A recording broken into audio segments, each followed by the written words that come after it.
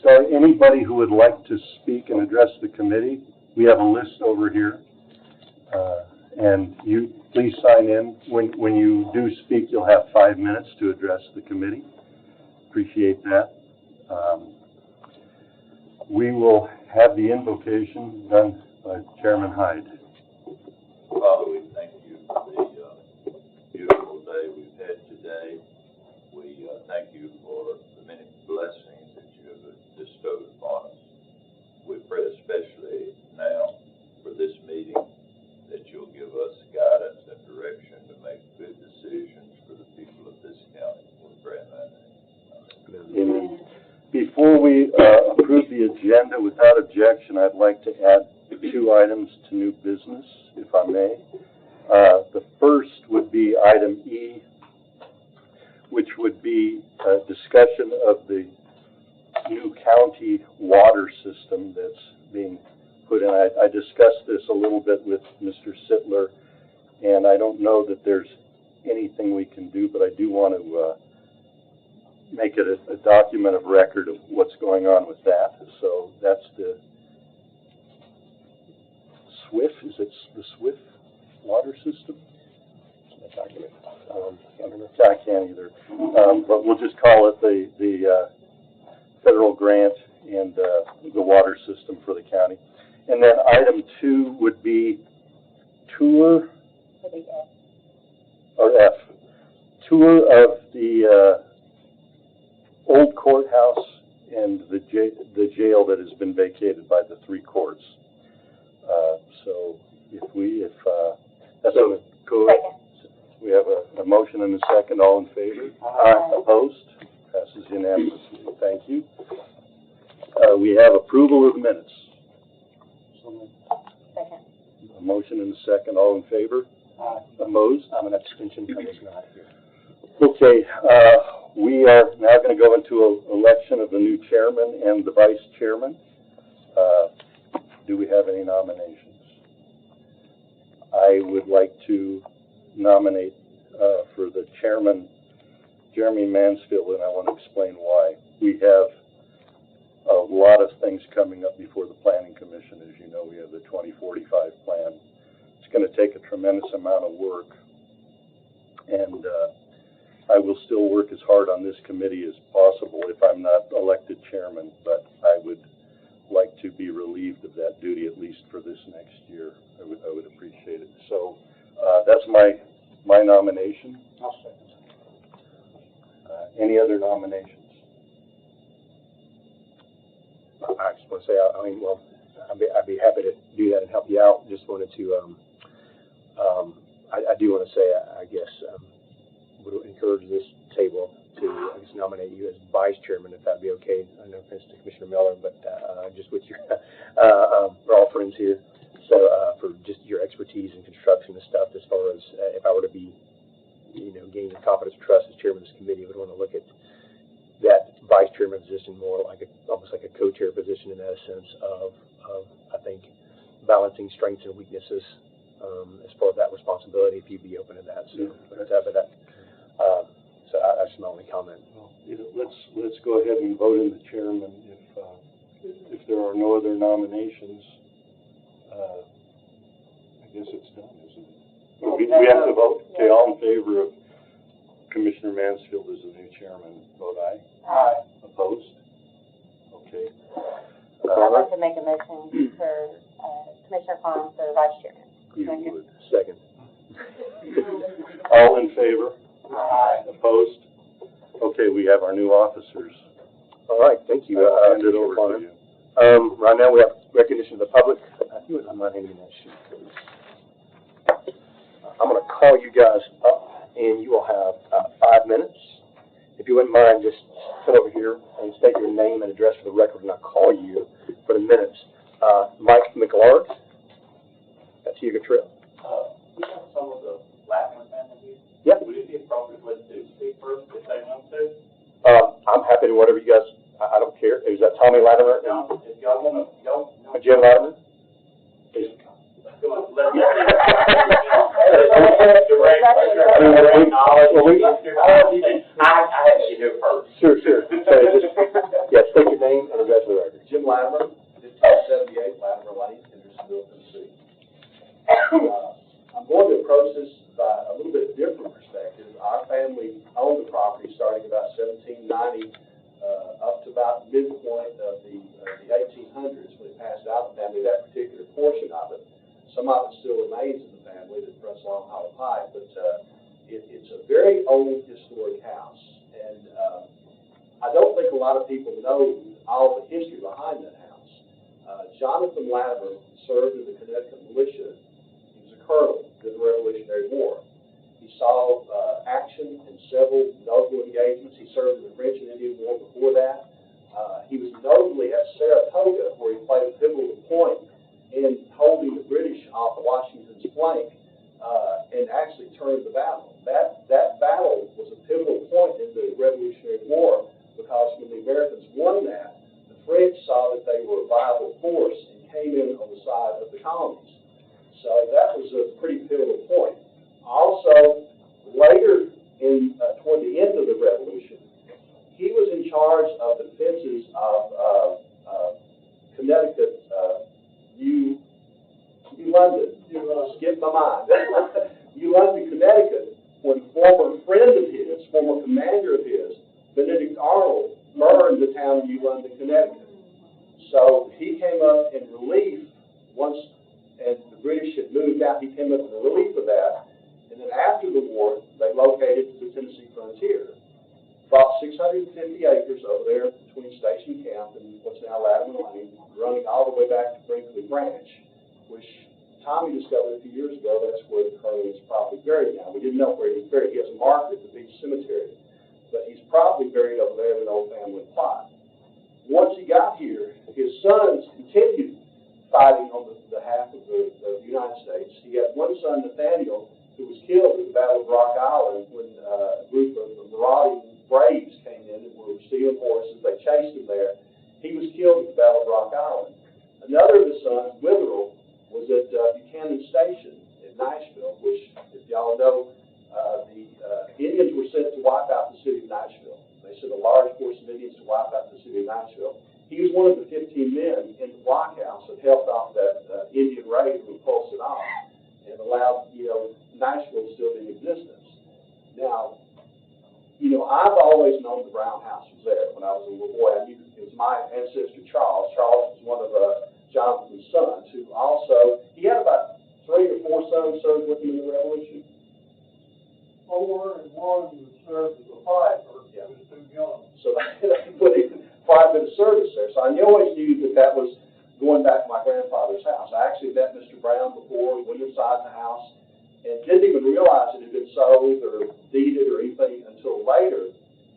And I know that he made allowances in his will to take care of the house. And this is beyond a political issue. It is a right and wrong issue. I mean, that house should have been preserved when Mr. Brown passed away. They should have taken steps to get in there and preserve that house now. Tommy has got some pictures showing the inside of the house when Mr. Brown was still alive, and that house was immaculate. That house is late 1700s, early 1800s, the latest, so it's one of probably the oldest houses in Sumner County. And we have not in the past done a great job of protecting our old houses. The Hancock House, the Halfway House, they're just a memory now. So it's something that needs to be addressed. It's something we need to take care of his wishes and preserve that house. It's a great historical, place that a lot of people do not even realize the historical connections it has. Thank y'all for letting me talk. I hope I didn't ramble on too much. Tommy will give you much more in detail. He's very detailed as far as the geological history of the Latimers. Thank you. Thanks, Jim. So Tommy Latimer, would you like to go next? You can come up and state your name and address for the record, please. Tommy Latimer, 264 Esther Road, Portland. I guess I'm the unofficial Latimer historian. Everything Jimmy said is right, except the Battle of New London wasn't much of a battle. A few hundred Connecticut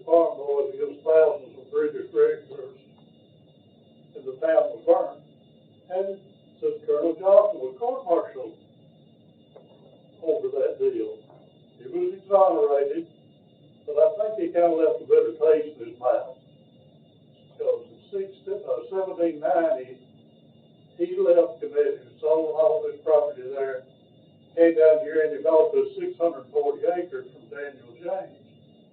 Now, Daniel James didn't have that property for about a year. He got it in 1789 through a land grant from the state of North Carolina, which this was North Carolina at that time. And Jimmy told about his son getting killed up at Rock Island, so I'll skip that. After, let's see, January 1797, Colonel Johnson got an opportunity to buy 2 tracts of 640 acres over the edge of Robertson County, White House and Cross Plains.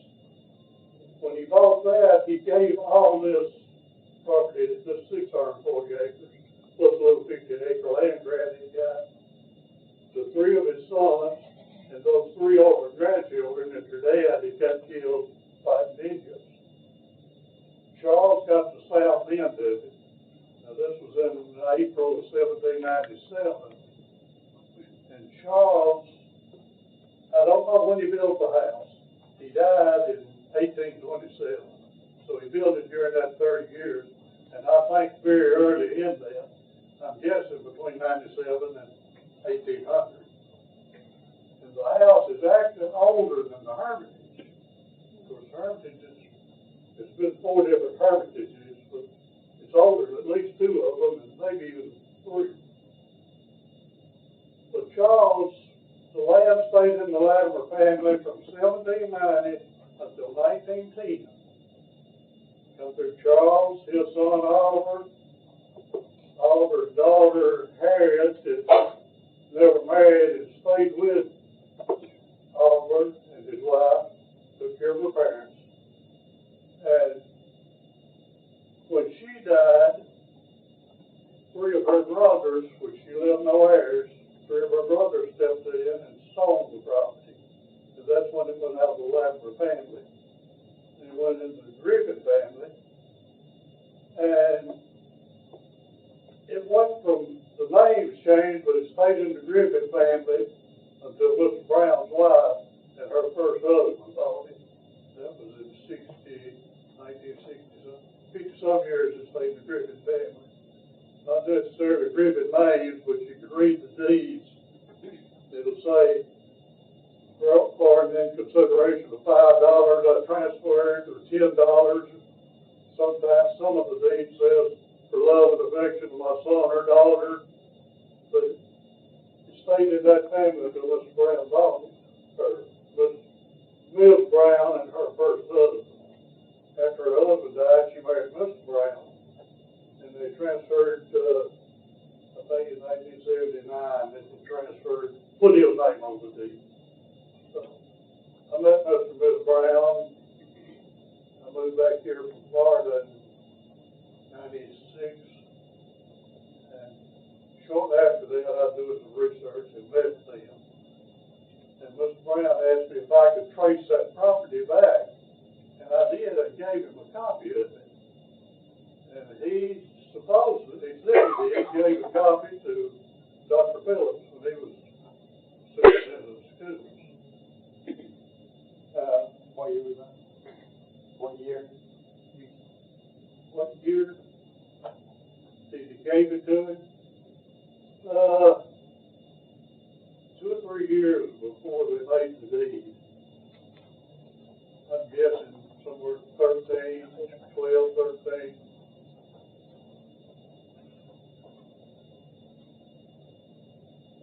Trying to look. I had a stroke a few years ago. My memory's not too good.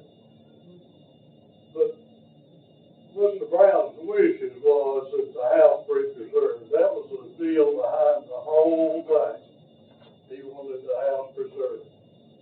And it's sad, I drive by there now and I see 3 beautiful new schools. Nothing wrong with the schools, but that's fine. But nothing has been done to the house. That's my whole interest in this. I would love to see that house preserved. That house is, like Gina said, one of the older houses in this county. I'm not going to say the oldest, but one of the older.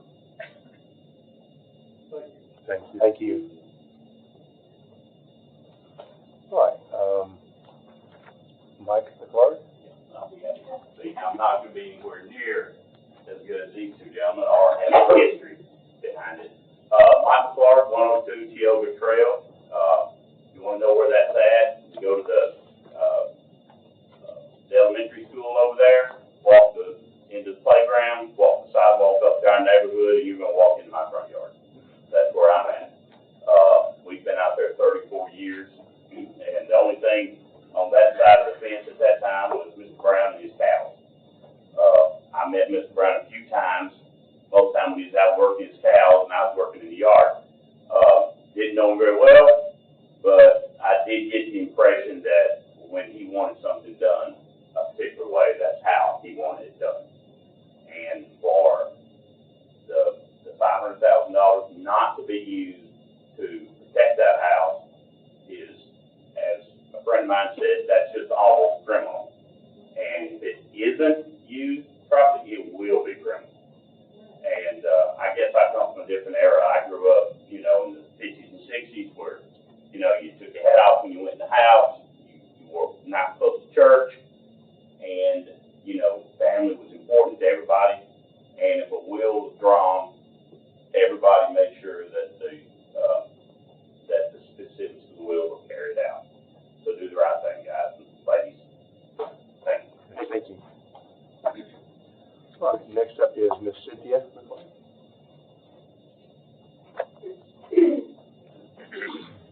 Hi, my name is Cynthia McClard. I live at 102 Tioga Trail. I'm in a better house. She is. We've raised 3 boys in our house. We're neighbors of the Browns, like you said. First of all, does anybody need a copy of the testimony? No? I'm going to read what it says very quickly. I, William Brown, a resident of Sumner County, having heretofore made and published my last will and testament, which bears the date of October the 1st, 2015. The codicil, item number B-1, I specifically bequeath to Sumner County, Tennessee, the county, the cash sum of $500,000 to establish, maintain a public park located at 212 Hunters Lane, Hendersonville, Tennessee, with the historic home currently situated thereon being permanently maintained by the County of the Parks Interface. The park shall be known as the William and Martha Brown Park. This bequest shall be a restricted fund held by the county in a separate account and used solely for the purposes of the establishment, promotion, ongoing support, and maintenance of the William and Martha Brown Park. When I looked at the copy of the budget,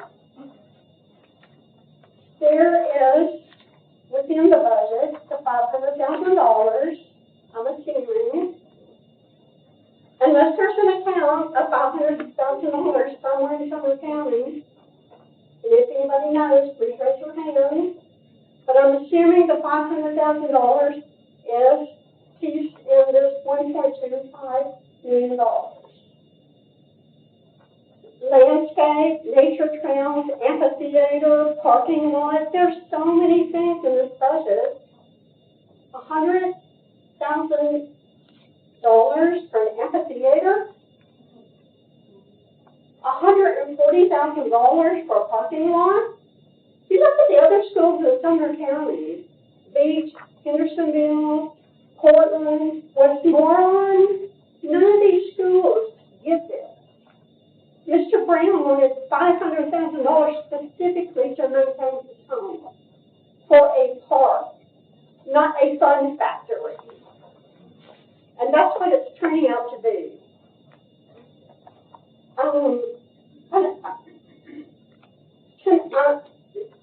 just found out about this about 2 weeks ago.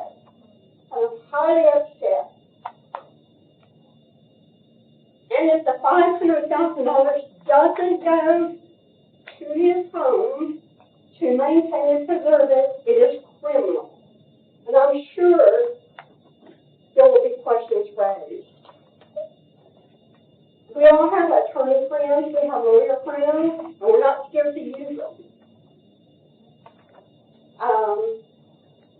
Everybody needs a copy of the budget.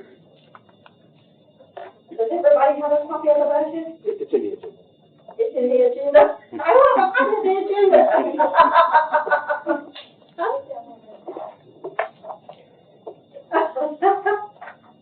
Careful what you ask. No. I don't know that.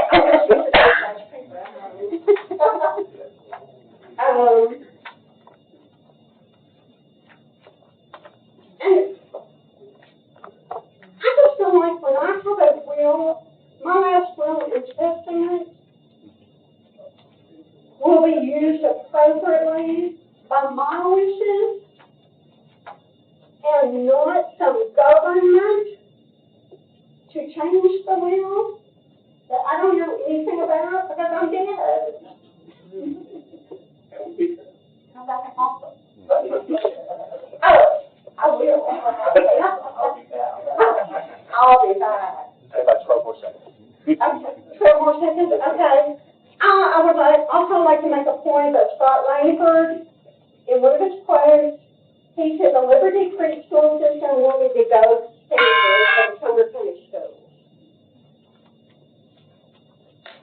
I'm wondering where Scott Langford is, I'm wondering where Isabel is. I don't know who has the money today. Do they have the money today? Where's the money? Where's the $500,000? This should have been, the man died in 2017. The maintenance of the home, the repairs of the home should have been started in 2017 when the will was printed. But it hasn't been touched. And we live next door to it. Sometimes when we get on our gator and we go to the school and we look at it, this is shambles. It's embarrassing. And you know what? I have a feeling that this is just a feeling that I have. They're gonna claim that the house is beyond repair. It's gonna rot. Let's just bulldoze it down. That's my fear. That is not Langford's wish. So whatever it takes, out of this stupid budget right here to repair his home, let's do it. And I mean, do it now, do it right. That's all I have to say. Thank you. Ms. Karen Atkinson? But, your name and address for the record. Karen Atkinson and my husband Brady are here tonight. We live at 112, Bridgemore Trail in Eastville. So we're right on the corner from Indian Life and school, which is awesome. My kids are already grown, my kids are grown. But we've been there for 36 years. So we've seen that house, every day, going in and out, just driving. And I did go to the house to see inside when there was an estate sale, just because I'd never been inside, and I was just fascinated by how cool it looks, it's so older. And I'm old, I'm 75, so I see my parents, family in homes like that. And this, I don't get this either. I don't get it. I mean, geez, my husband said, Lord, you could bid on some of this stuff. I swear to God, you do a lot better. These prices are just, I don't know, it's just very upsetting. And the fact that he said, this is what I want.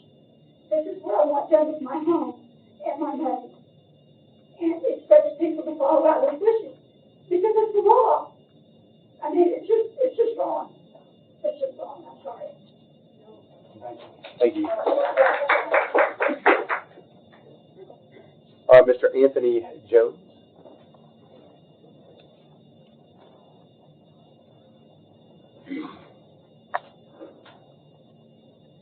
My name is Anthony Jones. I live at 429 Upper Station Creek Road. My mother was very good friends with him. That rang any bells? Still alive? Yes, sir. My dad always told me it's better to be seen and not heard. So if you hear it in my voice, I hope you understand what my allegiance is. I have been there 40 years this year. My property borders Liberty Creek Schools on two sides. The only thing between me and Liberty Creek Schools is a wore-out, tore-up fence. I understand Mr. Brown's wishes. I applaud him. For somebody to do what he did, donate $500,000 for his house, it needs to be done. It needs to be fixed now, not wait on. The $8 million, or however much is left out of that bunch, if $500,000 don't touch fixing his house, take some of the money out of the $8 million and restore his wishes. Okay? Do what the man asked. To be the largest donor in this county in history, do what the man asked.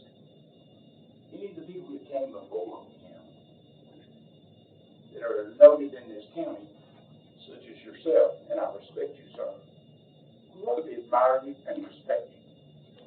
Unbelievable how much I respect you, and I never told you that.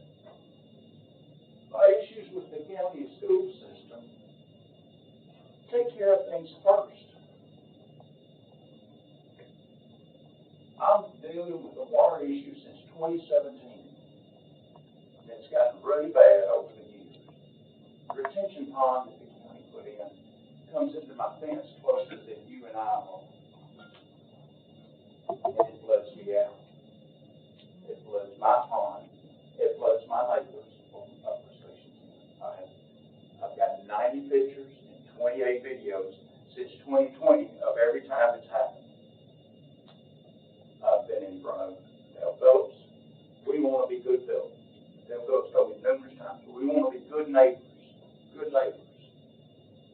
Scott Langford, good neighbors. We want to be good neighbors. We want to make it right. I'm still dealing with floods. The point I'm trying to make, fix the other problems first before you go to spending this kind of money. That $500,000 is not in this bunch. If you do the math real quick, you'll find out real quick that $500,000 for Mr. Brown, which I had met a couple of times since I ordered him. Usually when a cow got out, or a bull got out, or either one of his got out. I don't know how much history you know about this. It seems like you know an awful lot. But Cecil Keesley used to have 3 farms around me, and he had gates around all of us, where he could run one cow from my farm to his farm to Mr. Brown's farm to Mr. Green's place. And I don't know how far down he could go to Princeton Branch, all the way with a cow. We dealt with that for years, for a very, very long time. Mr. Brown was always very cordial and very honest. Fix the Brown house. The walking trails or all the others, or the parks, or the amphitheater, that's a luxury item, especially the amphitheater. Do we need an amphitheater out there? I don't think so. I get the pleasure of seeing the lights of the school at midnight, every night. I get to look out my window. I don't have to have lights in my house. I've got enough lights in my school. Lights go off at midnight and come back on about 4:30, 5 o'clock every morning. I get to listen to every time they have a function at the school. I get to hear the music, the rap music. I asked Dr. Phillips one day, I said, what's that rap music doing to them cows? Why, it scared the hell out of me. I said, sure it is. Now, if that cow gets out and runs through a fence because somebody's playing rap music over there, that's going to be my problem. So I've asked them to tone down the music just a little bit, or play some other kind of music, but that hasn't happened yet. The other point I want to ask you,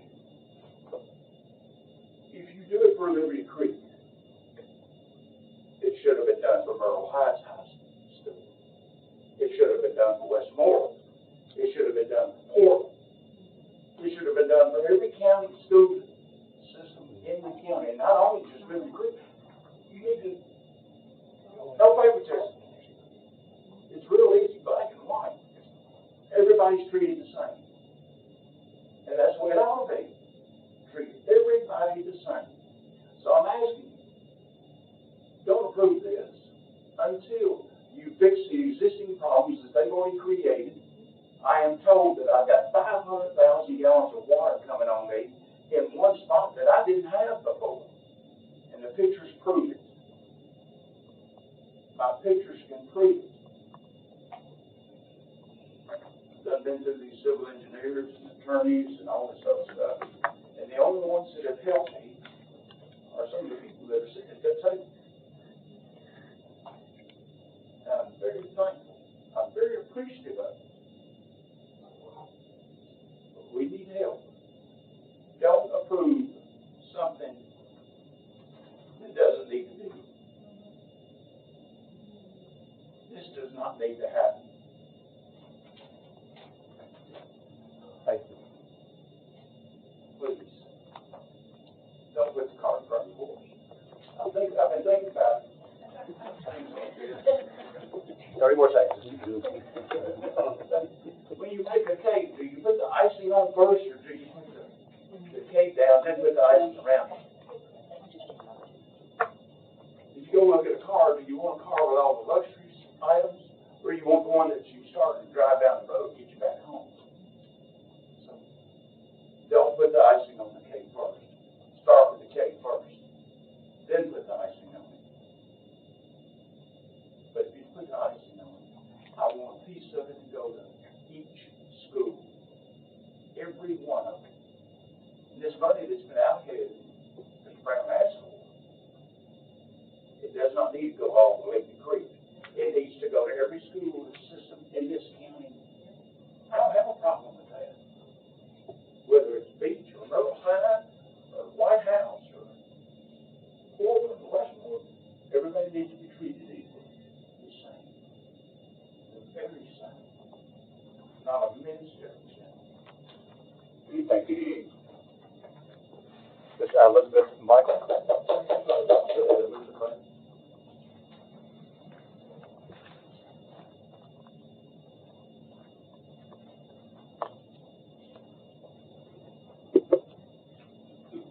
My name is Elizabeth Michael. I live at 17458 Garrison Branch Road, Cottontown.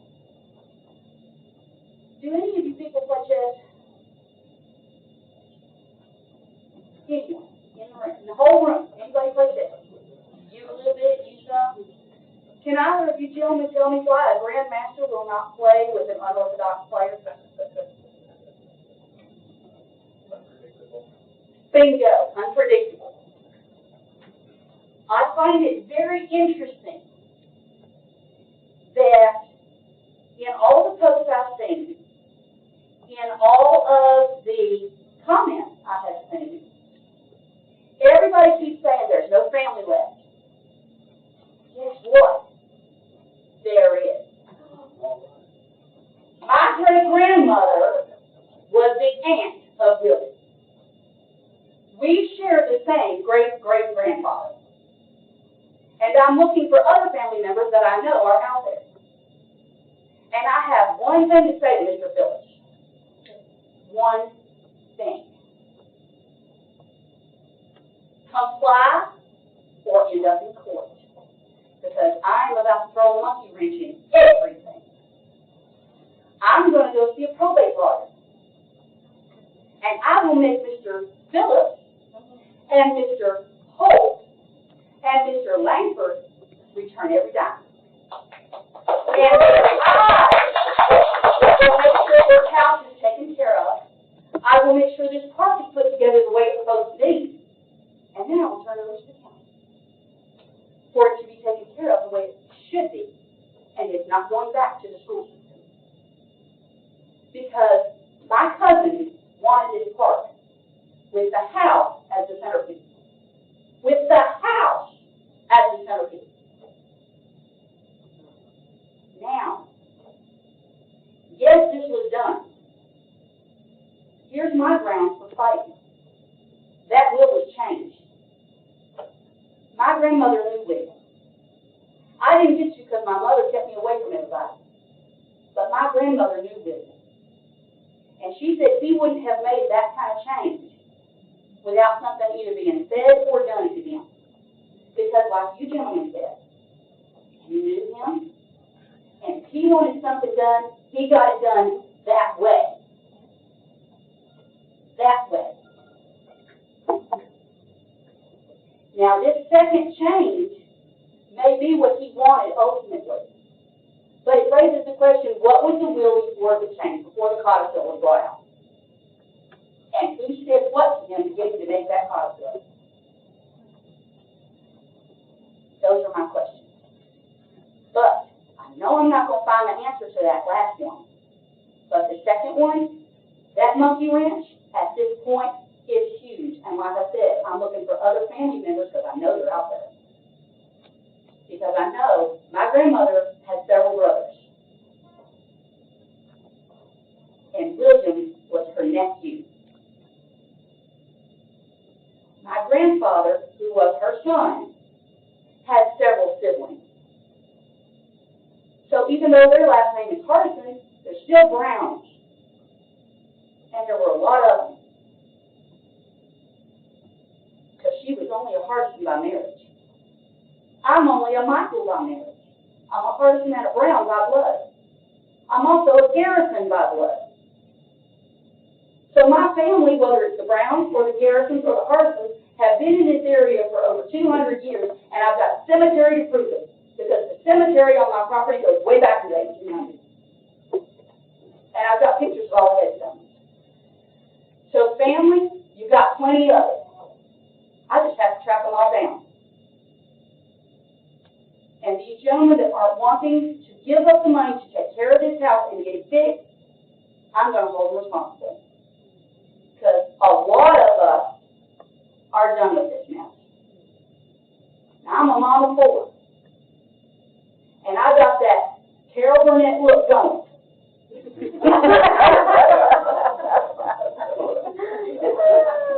My kids know if I'm speaking French, they're fine. But my kids know if the Carol Burnett look comes out and mom's speaking German, they go straighten their butts up before they just going across their circle. Well, I think it's about time the rest of us need to start getting that Carol Burnett look going and start speaking German because you guys aren't doing it.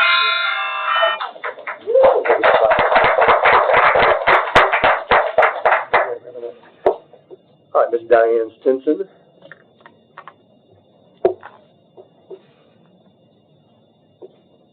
I'm Diane Stinson.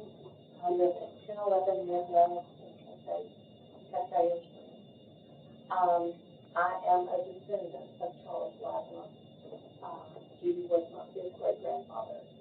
And it hurts me to think that this home that we built is sitting and falling apart because the money is not being spent correctly.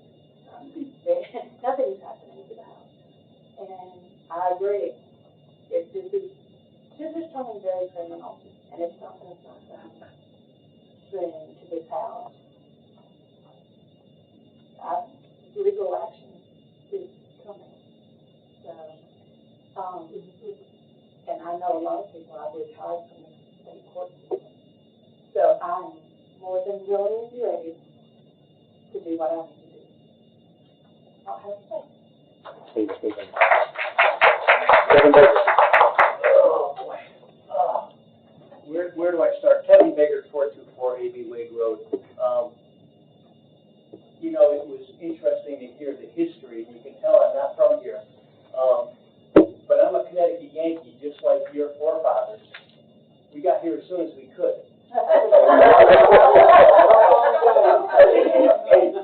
For the last 10 years plus, we sat in this room, my wife and I, by ourselves. It is so humbling and reassuring to see you all show up. This is why we've been fighting. We sent a letter to the Attorney General when this property was bought to investigate this because there were just so many things that just didn't fit with the character of the, and we were only here a couple of years, it made no sense. So I applaud you on it. I'm getting goosebumps. You know, I heard said about that there's schools now on this property. I bet those schools could learn a hell of a lot if they listened to what that house said, the history. But we've forgotten that. We've got a bunch of leftists running our schools now that don't give a damn about the blood, sweat, and tears of the people that made this country. And y'all have heard this many times, so I'm preaching to the choir. And these people are not the problem. They're on your side. That $500,000, that's like a drop in a bucket compared to what's going to be needed to maintain this house and do it properly. To be building amphitheaters, it's ridiculous to me. You know, the same former people, Anthony Holt-led people, wanted to fix up a stone barn. We have a house that's older than that stone barn, and they're going to just let it go to rot. It makes no sense. My heart is warm to see this, and that's why we moved here, for people like y'all. And but if anything we have that we can share with you, the digging into stuff, we're more than willing to help you. So thank you. Thank you, Mr. Baker. All right, that concludes the recognition of the public. For the chairman, we'll have something thought about saying, and I'll skip it. For the county mayor, county mayor not here this evening. Did you receive notification? I received notification, and it was specifically to me. And this is the 4th in a row meeting that he's missed. So this is 4 months in a row that he's missed general office? Yes. Even though they... Question. Go ahead, Jim. Is there anything we can do besides this question? Yeah. Yeah. I mean, that's, I'll make a motion for discussion. All in favor, say aye. Any opposed? All right. I just wondered, is there anything we can do to, other than just ask him to please attend? It seems like every time this issue comes up on our agenda to talk about the Brown House, he doesn't show for some reason or another. And it's very important that he's here, as he's one of the trustees of this, and he has or can get answers, but he refuses to be here. I want that known for the record, for the public, but also it's a genuine question. Is there anything we can do? Maybe it's a question to the law director. He can just elect not to come. He's an elected official. He can work his office however he wants to, short of breaking the law. So I would say his non-appearance should speak for itself. But other than that, legally, there's not any recourse. The public just needs to know that he's not coming to these meetings with important issues to them, choosing not to attend. And I don't know if it's coincidence that many times in a row, if it's on purpose. I guess in this instance it is problematic if you're saying it's every time the Brown House is discussed, only from the fact that I think he is one of the trustees for the Brown House along Director Langford. Is that right, Mr. Law Director? Correct. Okay, so that we've gone through this multiple times as far as how Tennessee state statute reads as far as the delegation of authority between the county executive and the county legislative body. You know, TCA 5-6-108 states that among other duties, it is a county mayor's duty to have the care and custody of the county property, except such as is by law placed in the custody of other officers being the county commission. And the county legislative bodies has the power to erect or control and dispose of public county buildings. And so, definitely the TCA is pretty explicit on the county commission's authority to direct, to control, to manage, supervise, and provide that type of guidance or authority over. I've said this before in another meeting that think of the county mayor kind of like the property manager in the county commission as the property owner, whereas the property manager delegates day to day, like, hey, the roof's broken, go out there and fix it. But the property owner is the one that tells them to do that. That's what this committee does, legislative body does. So in this instance, it is troubling that the county mayor is choosing not to come to talk about this very important issue where he is the trustee, but legally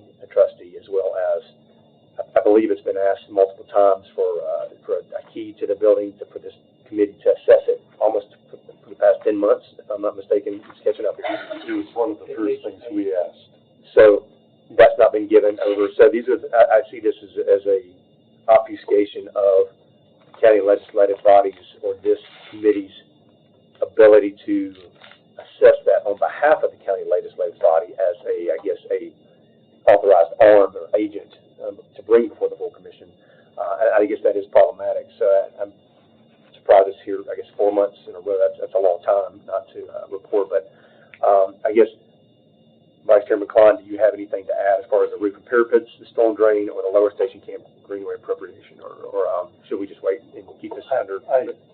We have a lot on the agenda, so we don't have to belabor it. Yeah, I'm going, we don't have to belabor it. I'm going to respond to his progress report that he sent. Okay. I wanted to talk about it tonight, but he's not here, so I will do it in writing. Well, without objection, we can talk about that if you want to after new business, because I know we have a lot of people here specific for the Brown House. I don't want to belabor discussions, but I'd be glad to if after we get through that. So without objection, I'm just going to move the report of the county mayor back under new business for us. If you want to get that, I guess, address that report, but we'll mark that off. All right, we'll move on to old business. State Fire Marshal and Millersville codes regarding Bethel Road EMS facility. Do you have a report for that? I don't exactly have a report. We approved the letter that you had received from the city of Millersville, and we have a resolution, I believe, that was approved. An MOU that you have sent. The Water Records Office has already sent. So what I need to know is at what point can I solicit architects, at least for estimates on the work that needs to be done. This is going to cost well under what is required for an architect. But what we need in an architect is actually how to handle the codes of that specific building. Buildings are classified differently, and so the architects know what that is. So what I would like to do is I would like to get prices from architects on what it would take to make those sleeping quarters right. Then we can put it out to bid.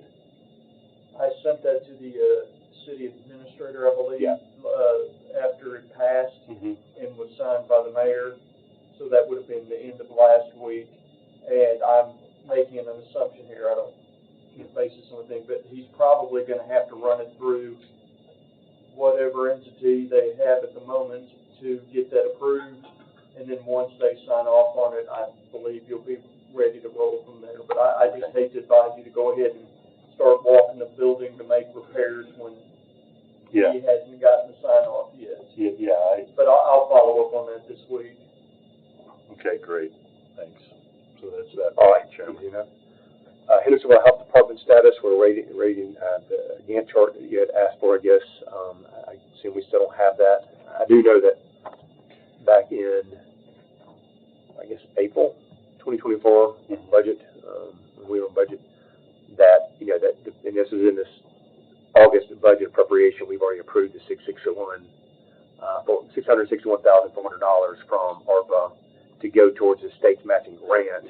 I think bumped up to $2.645 million. It was a state contribution. They had put in $600,000 for inflation in addition. So originally it was 1.984.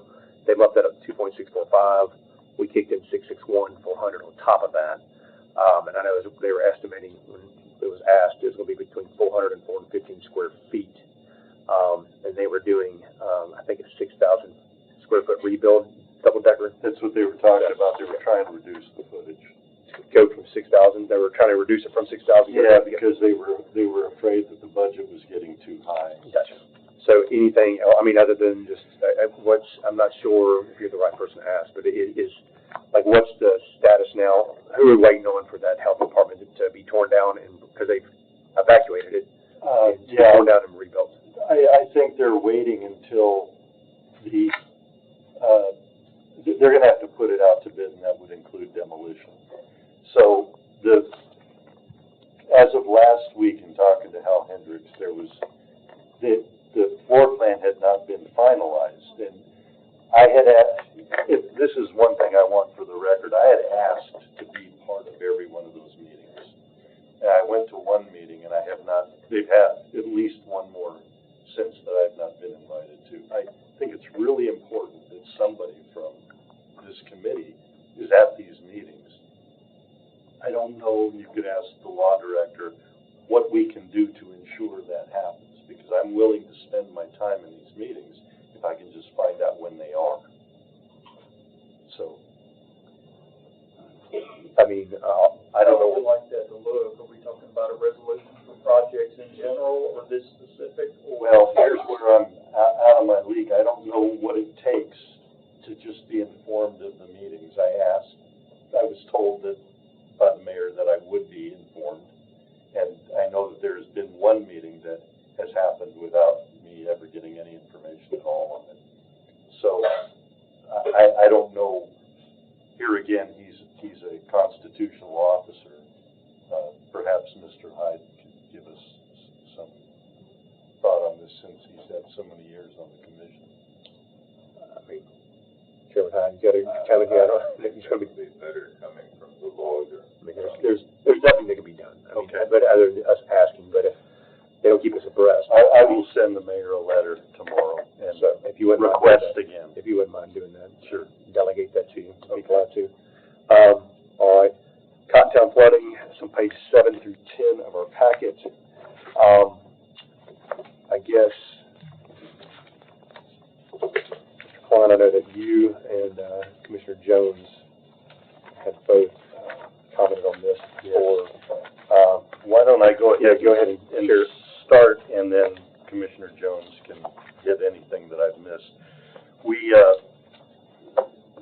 solicited the planning director, Josh Sutton, and Commissioner Jones has made a lot of phone calls to Army Corps of Engineers, TDOT, TDEC, because we wanted to find out what the specifics were as far as getting in the stream bed and dredging it and cleaning it out. And it's substantially different than we've been led to believe. The long and short of it is that through the help of Commissioner Jones and Josh Sutton, we were able to get TDOT out there last week, and they cleaned up the maximum they could of a big gravel bar that was on the downstream side of the bridge. That, I believe, was blocking a lot of the water.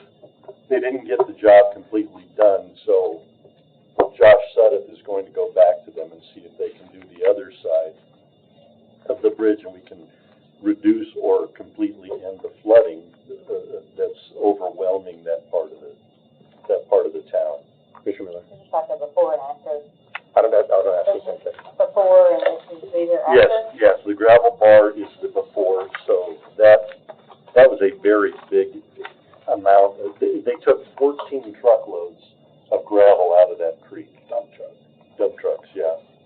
And so it's substantial, but like I said, the job isn't complete. But we're hopeful that we can get TDOT. Go ahead, Commissioner.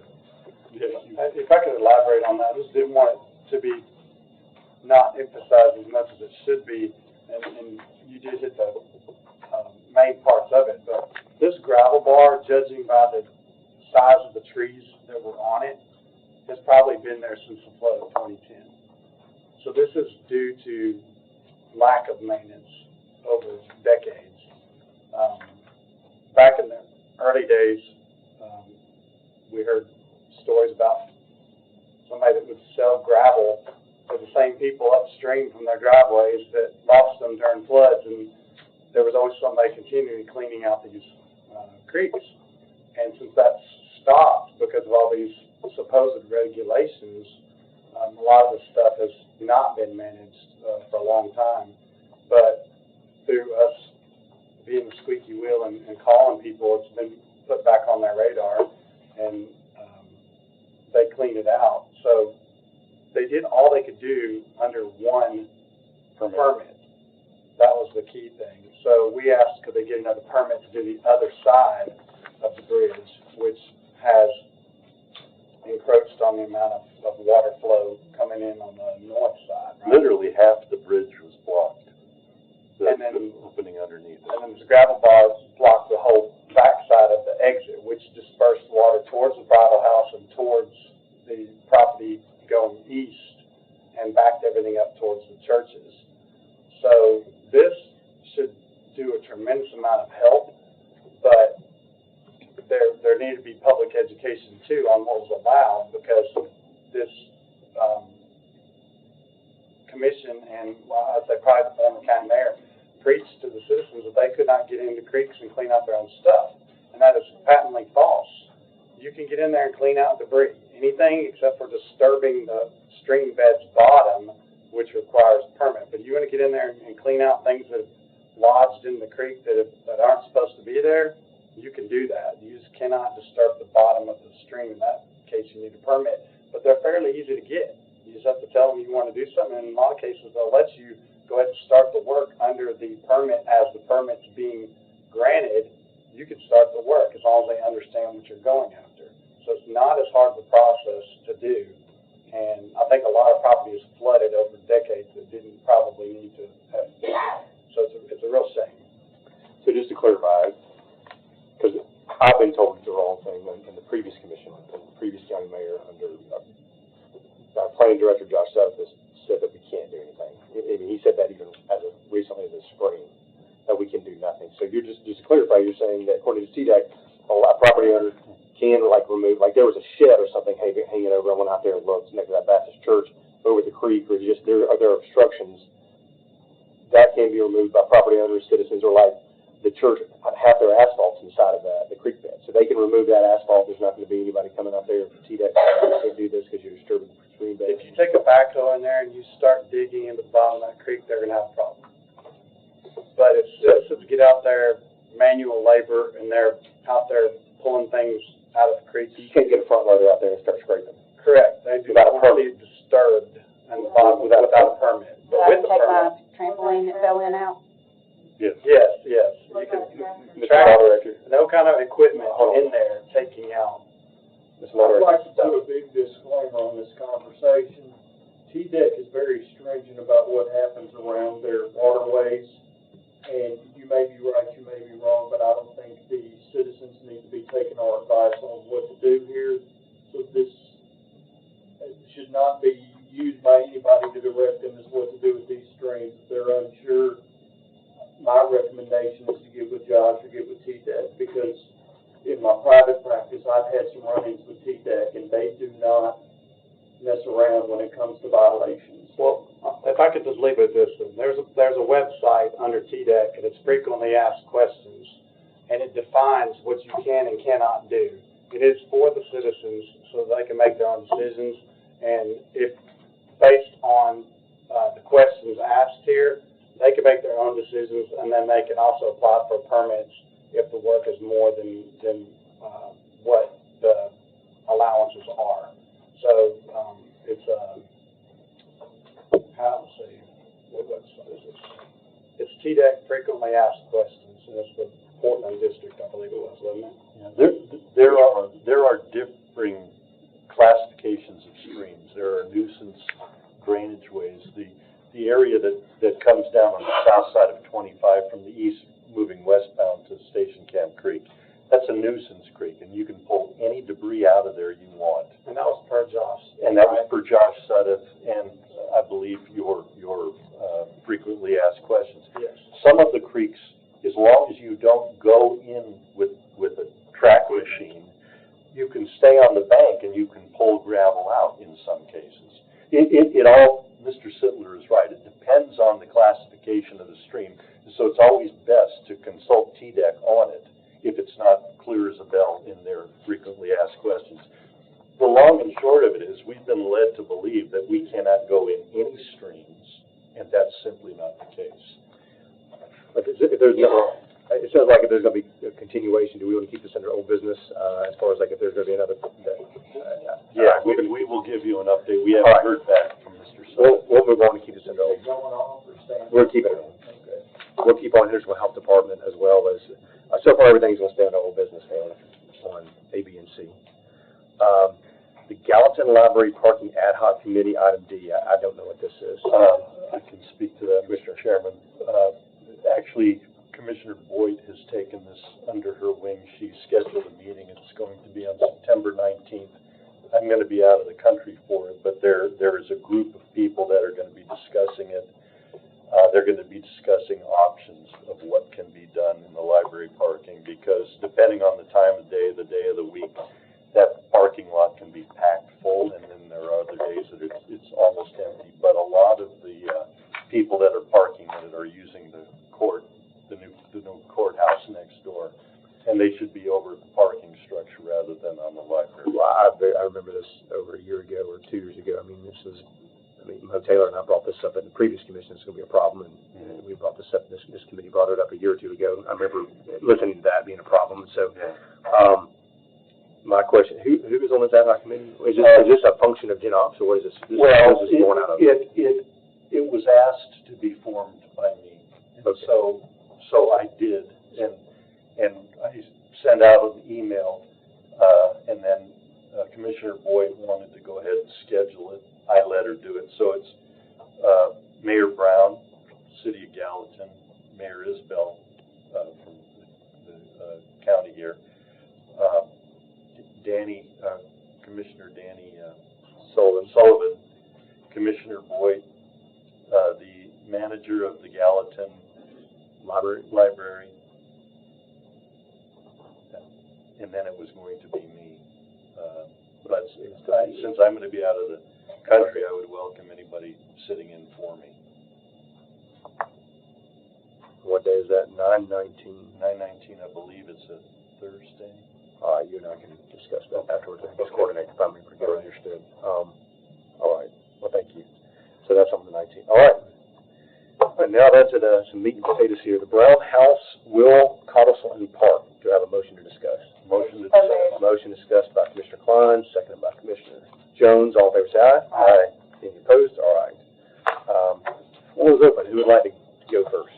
I can find what I'm looking for. I would like to read something I prepared today, and it's in the handout packet that, and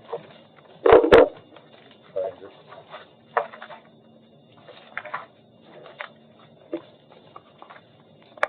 Here somewhere.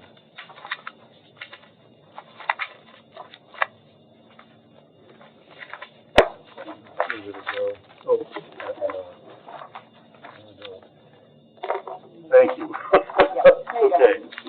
All right, so this is, what I did is I studied the will, I studied the deed, and I studied the MOU that was created by, I believe, Mayor Holt. And so I'll just read from this. It's not a long read. I said, with the Brown House, we must all start with the will and the intent of Mr. Brown. Codicil number 1 dated 3/16/2016 reads, I, William I. Brown, resident of Sumner County, Tennessee, having heretofore made and published my last will and testament, which bears date of October 1st, 2015, make and declare this is a codicil thereto to wit. First, modify item 2D of my last will and testament by replacing it in its entirety with the following. B1, I specifically bequeath to Sumner County, Tennessee, the county, the cash sum of $500,000 to establish and maintain a public park located at 212 Hunters Lane, Hendersonville, Tennessee, with the historic home currently situated thereon being permanently maintained by the county as the park's centerpiece. The park shall be known as the William and Martha Brown Park. This bequest shall be a restricted fund held by the county in a separate account and used solely for the purposes of the establishment, promotion, ongoing support, and maintenance of the William and Martha Brown Park.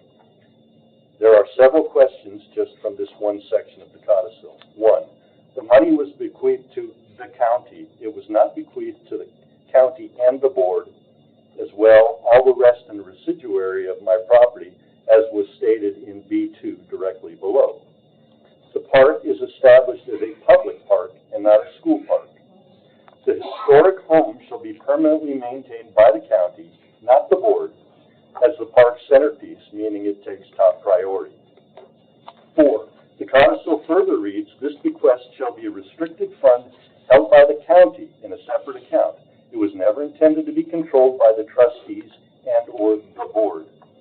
5, there was no property size established for this public park.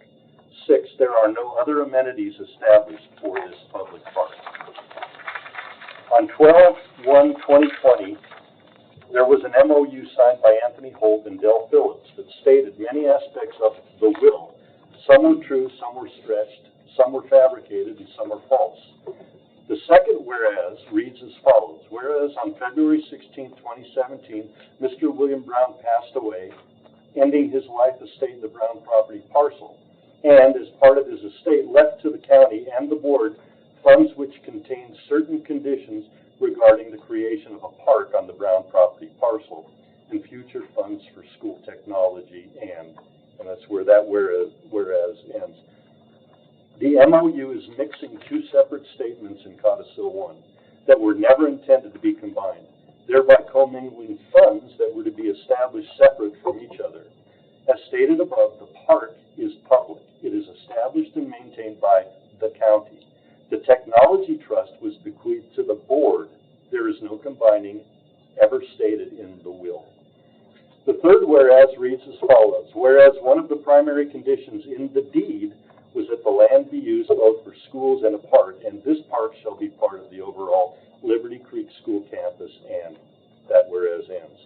The only thing the warranty deed says is that the property was conveyed to Sumner County, Tennessee, and Sumner County Board of Education. There is no reference to a park or a house. The only property referred to is land and easements, and that's in the deed. The information suggested in the fourth and fifth whereases in the MOU are also absent in the deed. Continuing with the MOU, in the now therefore section, 1 is the delineation of the park. This must be arbitrary, as there is nothing in the will or deed as to size or location of the park. Who determined this? It should have been ultimately the county commission, in my opinion.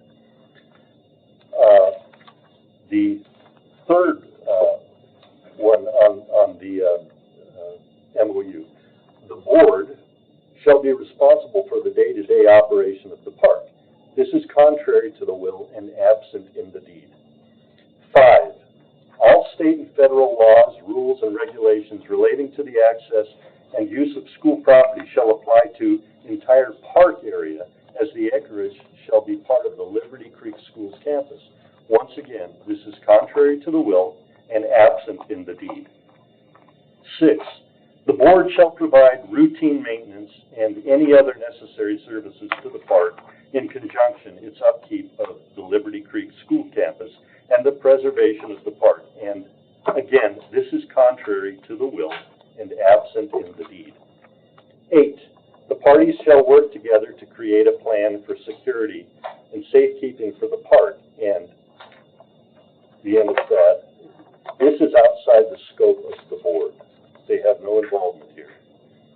9, the board shall work closely with the county parks committee to plan and coordinate the overall creation of the William and Martha Brown Memorial Park at Liberty Creek, grant applications, historic building preservation, and any other matters related to the park and acreage.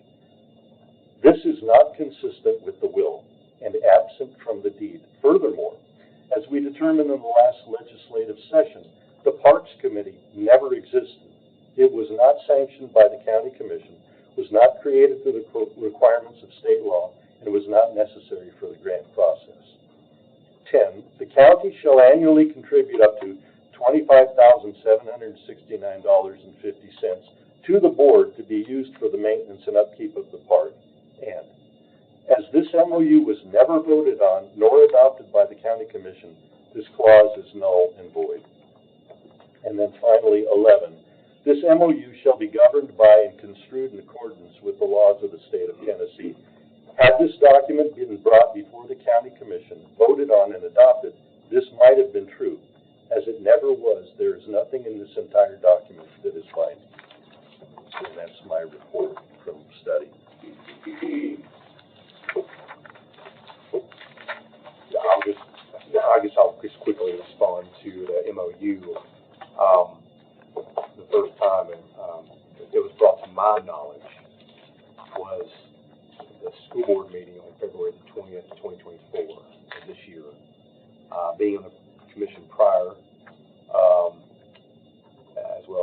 Chairman Hyde, this never did come before the county commission, never seen it, and you outlined some things that were important, is that, you know, it's not valid to the extent that the county executive cannot commit the county commission to funding something in perpetuity without the county commission's approval. So that, I mean, that never happened. Especially it's the, you know, state law is pretty clear that the commission has only statutory authority to control and direct how county, which is non-school related property, is used, not the county mayor. So in the sense that former county executive Holt went and signed that document as far as committing and controlling how that property is going to be used was outside of the statutory authority of a county executive and exceeded that bounds. On that alone is also invalid because it is the county commission as to the disposing of real property owned by the county, whether it's joint ownership, full ownership, or any other type of ownership. So, and I've said this publicly before, and we've talked about this with the law director, just to confirm some of your points you brought up in here of reasons why it's not legally binding with that MOU. I did read the deed again and did not see just anything about size, scope, anything, nothing in the deed that would preclude anything from what's happening with the codicil, the trust, the will, or in conflict. I mean, I'm not, it's mainly about just the boundaries, I guess, of the entire, and I know that it's going to the planning commission. I know Mr. Jones came and spoke, for you guys are all on the planning commission, and he has reached out to me. I know Mr. Jones, he used to be my constituent before we got redistricted, and so I've spoken with him extensively about this, and I know you guys have as well. And he has asked me, as his former representative, not to approve anything until he gets his property fixed from the flooding and the damage the schools has done to his property. And that's a major problem because we're not being good stewards. We're not being good neighbors. And he had mentioned former Director Phillips, current Director Langford, stating that they would be good stewards, but they've done nothing yet to fix his problems or the neighbor's problems across the street. You can see it when you drive down the Upper Station Camp. I've driven down with flooding. He sends me photos and videos. So I have every single one of those photos and every single one of those videos. So thank you, Mr. Jones. And I know a lot of us have seen it. When we met at his property, we talked to Mr. Sutton, and you know, unfortunately, he's had legal counsel. And you get into this, what do you do? And unfortunately, we get in this, our hands are a bound position unless we want to take legal action. And right now, there's nothing that we can do, for that, my understanding, on behalf of the homeowner to help assuage his grievances from the school board, that the school board has to rectify that. But I know the planning commission can deny any type of approval, and I would encourage you guys to continue not approve anything until his problems get fixed.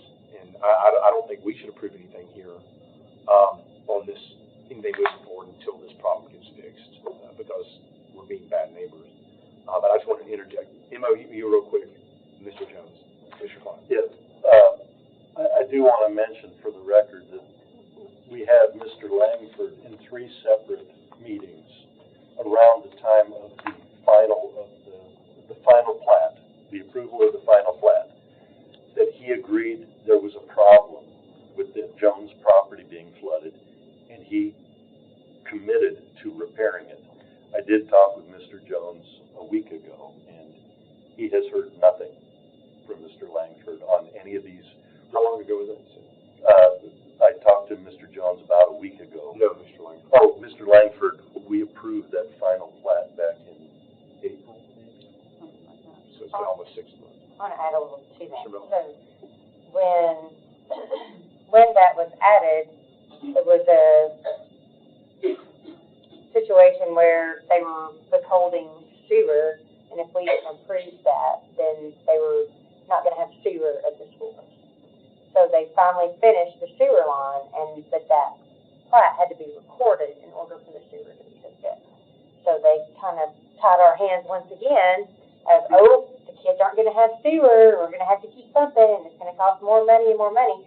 It didn't matter how much money it cost for the 2 years that the school was open when it was them doing it, but then when we weren't going to approve something, because I can speak only for myself, I didn't want to approve it until Mr. Jones's property was fixed.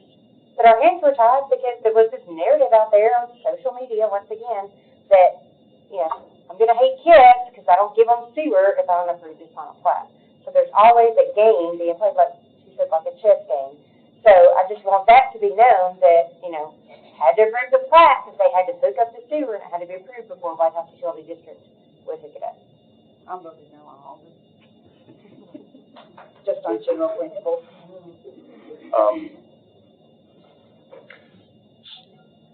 Go ahead, Commissioner Jones. So, I have issues with the way that this is being politicized from the director of schools position.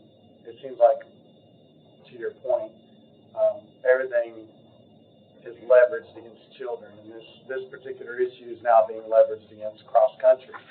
I don't see anything in Mr. Brown's will that says anything about cross-country, or an amphitheater, or pavilions, or anything like that, parking lots.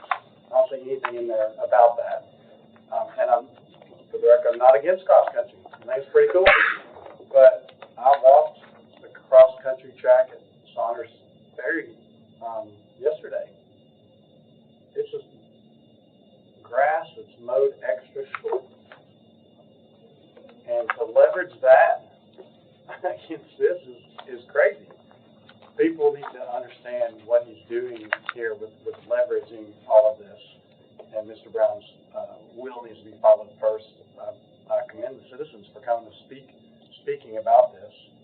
I got a lot to say about it. I got a lot of papers and documents, but you guys have hit the high points. There's some legal issues with the way the money was or wasn't accepted. We could go into all of that with TCA, and I mean, I can show people why they need to go a certain way for the legalities of it and procedural problems, but without going after legal actions, I don't know how we can do it. So, again, I commend the citizens for speaking up on this. This is going to take a citizen effort.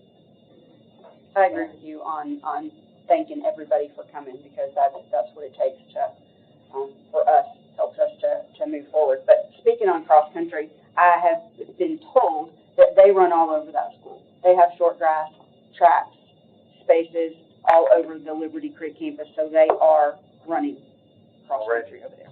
So I'm just saying. Mr. Carn. Mr. Chairman, I think we've made a strong case, the invalidity of the MOU, the will not being followed directly. What I would like to know, maybe from the lawyer, is if the money, the $500,000 was supposed to go into a separate account, who transferred it into being commingled with the $8 million? How is that possible? And number two, who determined the size of the park, being 80-some acres? How was this all done without the commission's approval? I mean, we are the representatives of the people.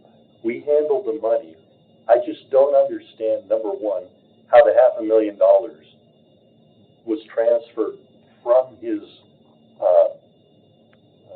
bank account or whatever directly into the school district's account, and who was able to design the park without any guidance at all from the legislative body in the county?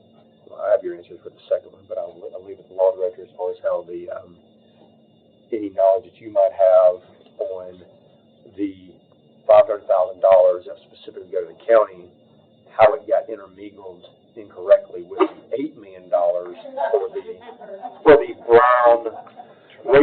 Brown Technology Trust specifically, because those are two separate things. You have the Technology Trust of $8 million, then you have the county fund of $500,000, which was supposed to be a separate account, and this was 2015 when you got into it's 17.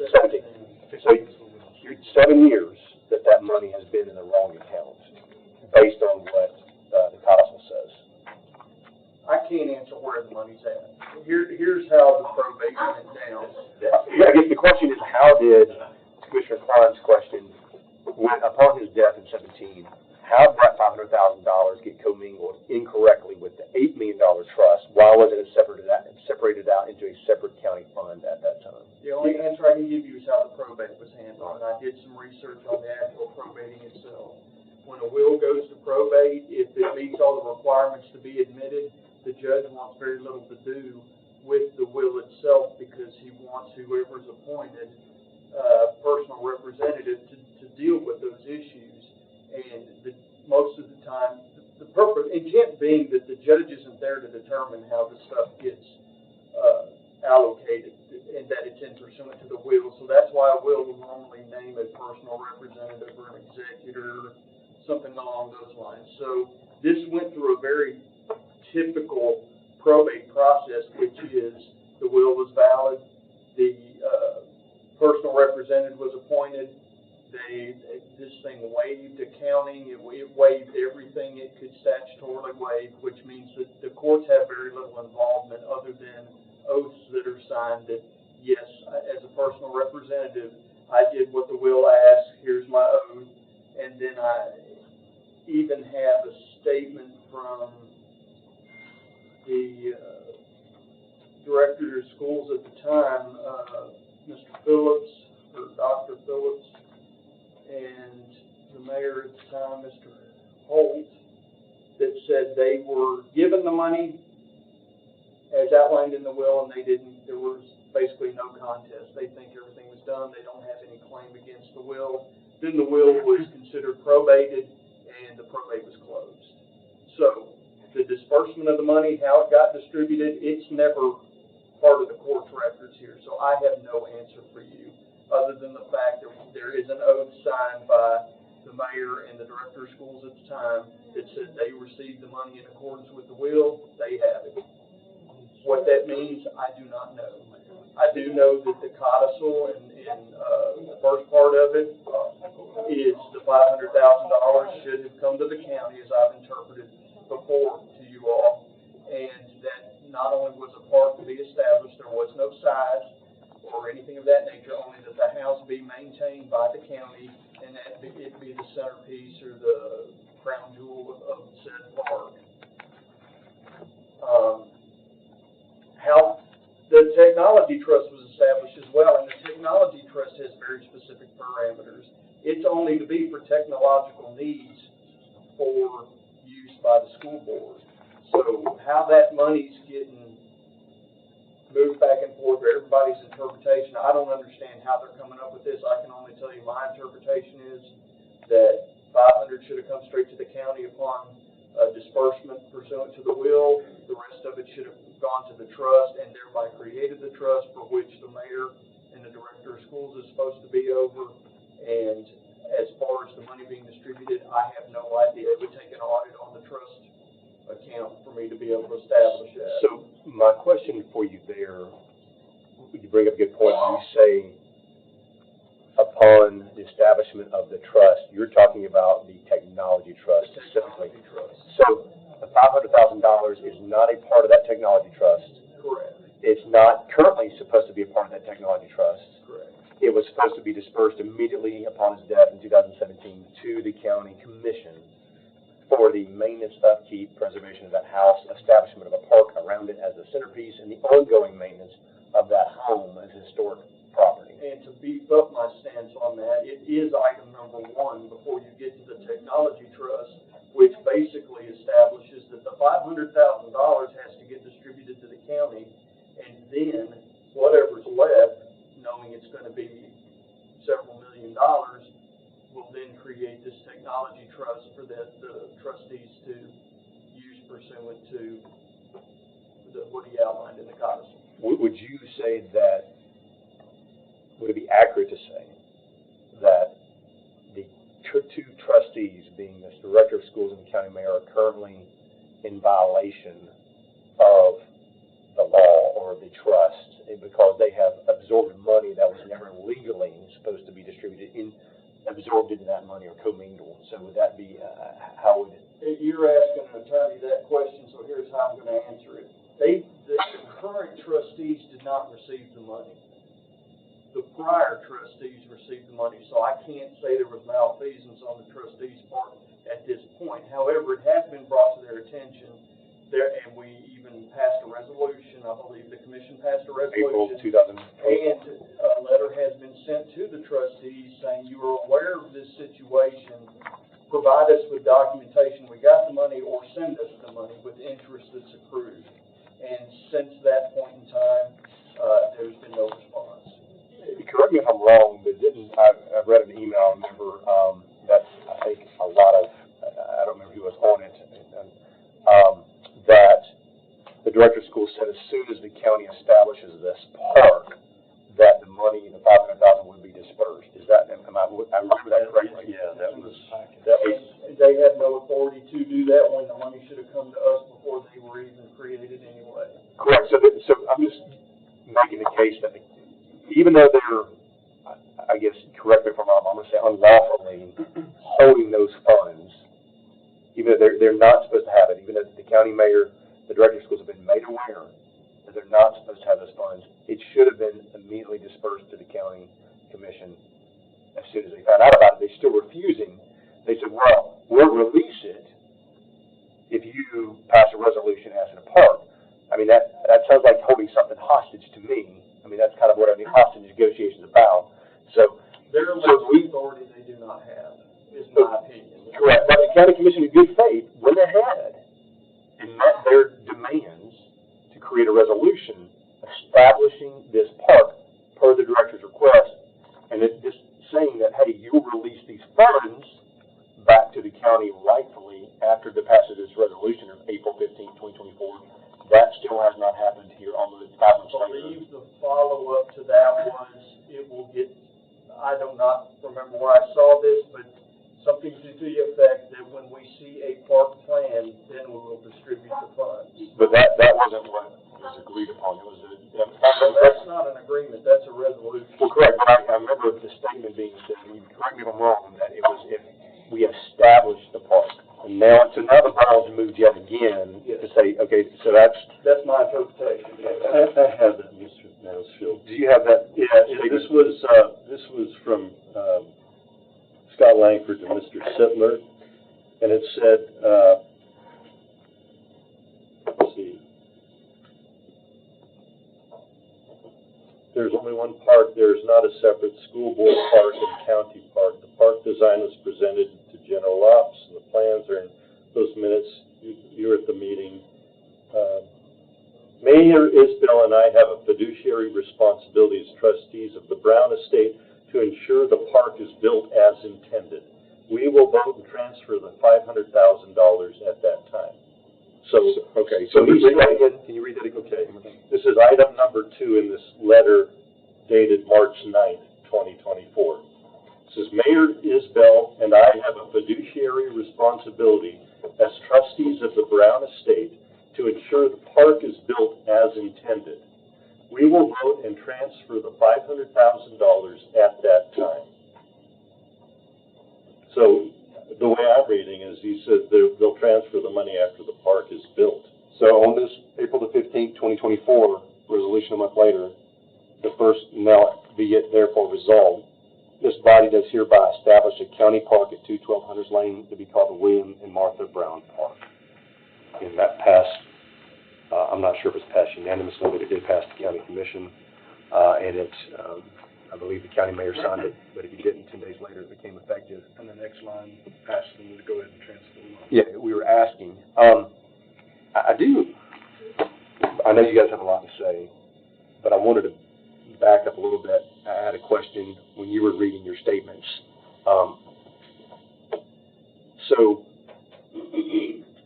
Okay, so this, saw this on our desk, I saw this previously, TCA 5-8-101. And this is, Mr. Law Director, talking about the county receiving money. Saying, part B,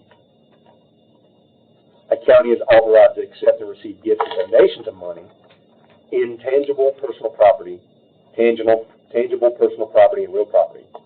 Now here's the next sentence. If any such gift or donation is offered subject to conditional or restrictive terms, then the gift must be accepted by a majority vote of the county legislative body and must be used by the county, subject to the terms of such conditions or restrictions. Two things. The first question is, did the county legislative body ever vote to receive these funds as far as? I could not find anything. So would you say the first time that the county commission voted to receive these funds from the trust, I guess technically it would be April 15th, 2024, when we established this park and did this resolution? Because it talks about in this resolution that the Sumner County Commission directs the trustees of the William and Martha Brown Education Trust to transfer, plus any accrued interest, $500,000 mistakenly distributed said trust to Sumner County, Tennessee, to be held in a restricted fund by the Sumner County Finance Department for the exclusive purpose of the establishment, promotion, ongoing support, and maintenance of the William and Martha Brown Park. Obviously, it's going to be in accordance to the last wishes of William I. Brown. So I don't, again, so to your knowledge, the county commission, I guess, did not at the time follow any state laws on actually accepting that monetary gift or contribution. I did not come into the loop on this issue until a couple of months before the resolution, and I've done some extensive searches, and sometimes it could be difficult to find things, but I found nothing where the county ever did a resolution related to the receipt of this $500,000. Would you say that, does this April 15th, 2024 resolutions meet the requirements of TCA?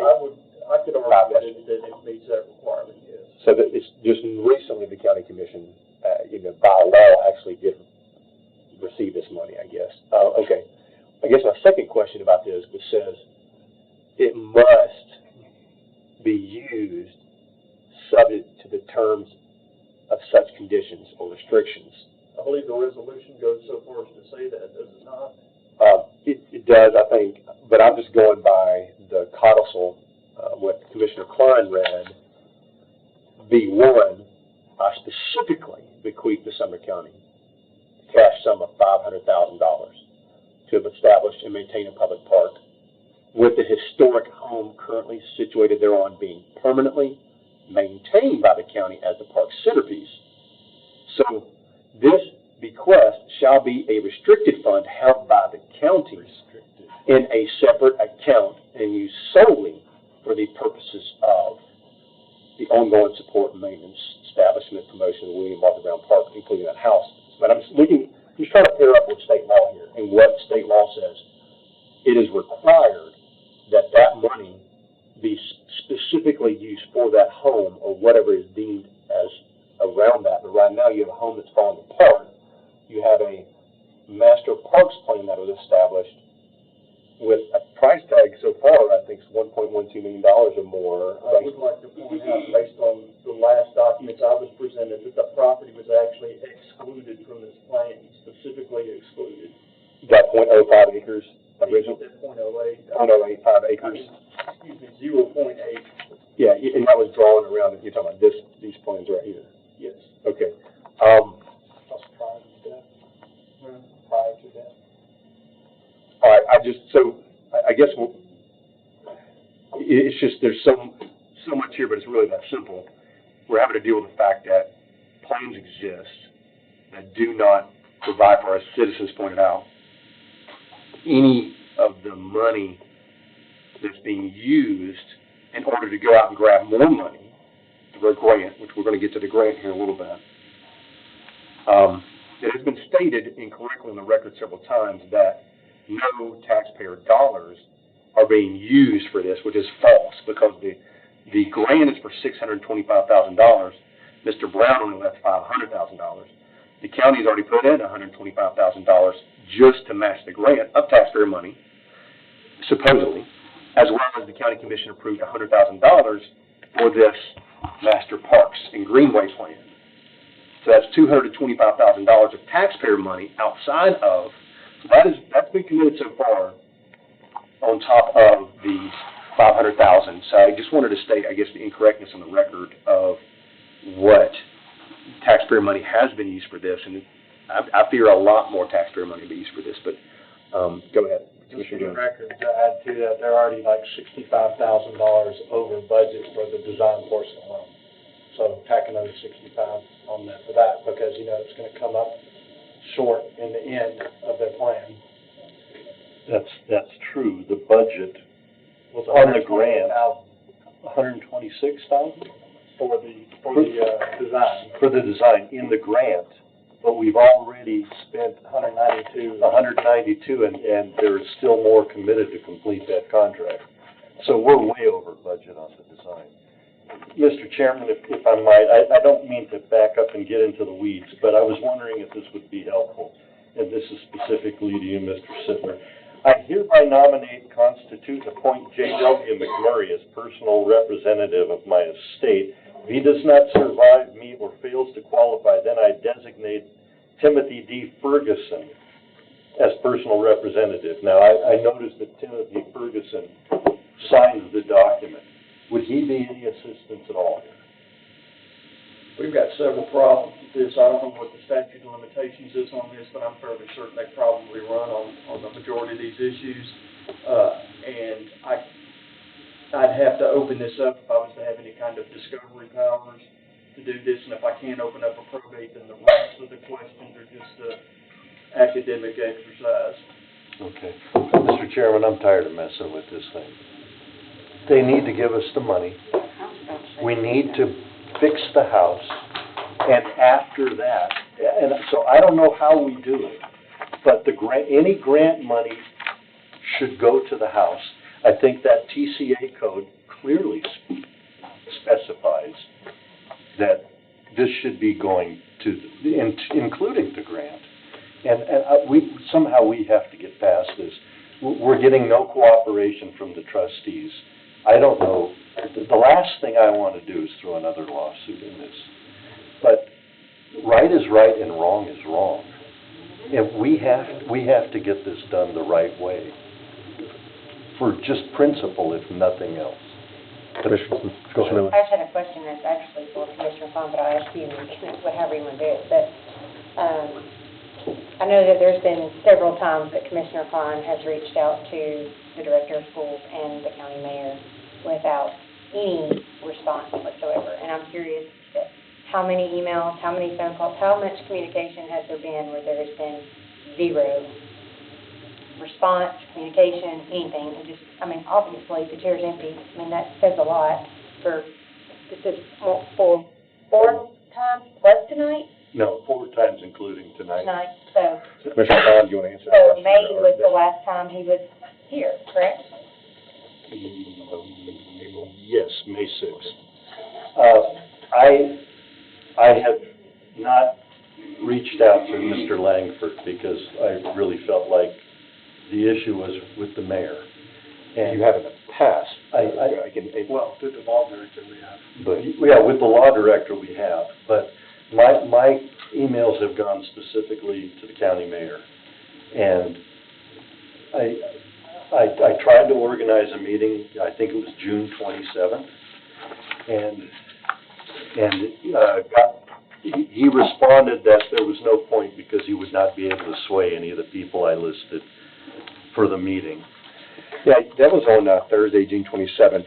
You had sent her an email asking, and on that email where you copied in, of course, the county mayor, Stephen Weiner, our staff attorney, Eric Sittler, our law director, Merrill High, our chairman, Kim Norfleet, who has been in charge of this grant or working with the grant, and our finance director, David Lawing, who all would have been part of this process. And his response to you of those people, you and Chairman Hyde were the only commissioners on this. Other people were county employees, including the law director, I'll say our grant writer, county law director, and the county staff attorney. He said, in reviewing the names in this email, I do not think any minds will be changed and do not want to waste anyone's time discussing the issue further. I don't understand that. Well, the whole thing was confusing. If you read the whole thread, it wasn't that much. You know, if you've got it there, go ahead and read what I wrote to him, because there's only a few sentences. It's a couple paragraphs. You want the first part where you said? Yeah, the first part where I request a meeting. This is on June the 26th. You said, Mayor Isabel, pursuant to our meeting this past Monday morning, I did meet with our legal department directly after the special called legislative meeting to discuss the Brown Park design progress, legal irregularities with the entire program, and the critical timeline we are on with completing the matching grants. So you were trying to flag the timeline of the grant and bringing attention to that to the county mayor, correct? Correct. That's what you said. I'm sorry to say I was not able to make any forward progress in that endeavor. Understanding this project is stuck in the General Operations Committee, I feel responsible to get it moving in a direction. Not being a lawyer and realizing I'm way out of my expertise, I would like to suggest that we organize a meeting that would include but not be limited to everybody on this email thread, which I read earlier. To my knowledge, nobody on this email had any decision-making involvement on what has transpired to date. Indeed, several of us were not even around at that time. But now it is our responsibility to finish the job, and it is my hope that with the experience and talent that we can bring to the table with an open and productive attitude, we can remedy the errors of the past and create a path for successful results. Time is running out this week, but not impossible to get something next. Time is of essence, and I welcome any and all responses. And his response to you, as I repeat, in reviewing the names on this email, I do not think any minds will be changed and do not want to waste anyone's time discussing the issue further. So you're trying to make a good faith effort to do so with a productive, open and productive attitude, and the county mayor's response is negative and closed-minded. Then you did respond with another. Then his next sentence was really confusing. On a separate note, I will be out of town next Monday and will miss the committee meeting. I look forward to continuing the discussion in August. And he was not here in August. No, he was not here. Okay. So I know you did have a response. We don't have to, you did have two more responses after that email on the 27th. You had responded on Thursday the 27th, and then you responded on Tuesday the 20th, a month later, because you still had heard nothing from the county mayor, with your plea from 2 months prior in June, asking to, let's do something here so we can be happy and productive. Correct. Okay. Does that answer your question, Commissioner Miller?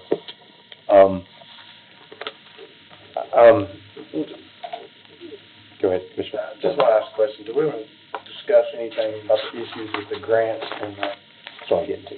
okay. Can I, you want to start that or you want me to start that? Can I just give a little history? Yeah. I just want to, I'm not going to get past time in. The grant is on page 28, if you guys want to turn there. A2, I didn't get past A2 section 1.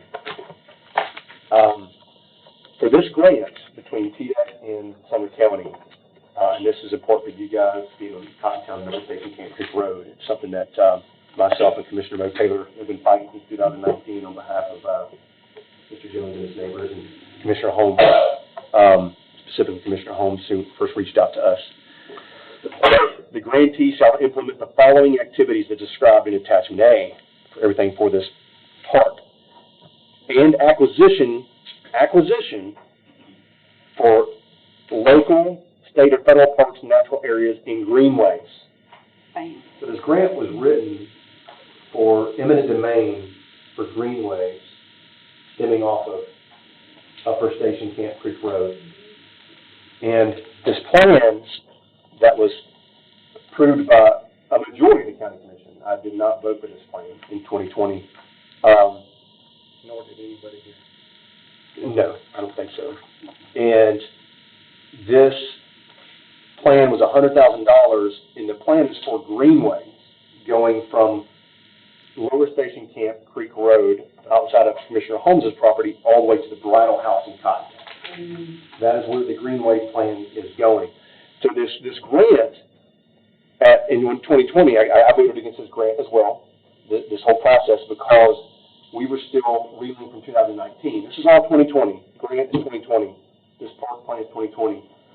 2019 was the greenway discussion, and at that time, as we discovered, the county mayor, and I'll segue to you, the county mayor said that in order to put a gravity sewer in Commissioner Holmes' backyard and all of her neighbors going all the way up a mile down the road, state law required, as well as White House Utility District, that a paved access road be installed on top of the gravity sewer. A paved access road along a creek is called a greenway. In the eminent domain, at the time of 2019, there were two eminent domains. There was gravity sewer, there was also a greenway. Greenway, and that was the term used in that. So but then we discovered that County Mayor Holt was not telling the truth. State law does not and did not require a paved access road for a gravity sewer. And White House Utility District did not require a paved access road for them to have a utility easement on the sewer. So in 2019, the county mayor provided a false statement to the public in order to try to get a green one. That's important to understand why, and I'll just say this is my opinion. Commissioner Mo Taylor took me on a drive one day, and we drove along Upper Station Camp Creek Road. This predates my time. Chairman Hyde was on the commission. When the previous county executive was looking for property for a school, he originally was knocking on doors on his side of the creek, which would have been Commissioner Holmes' side of the creek.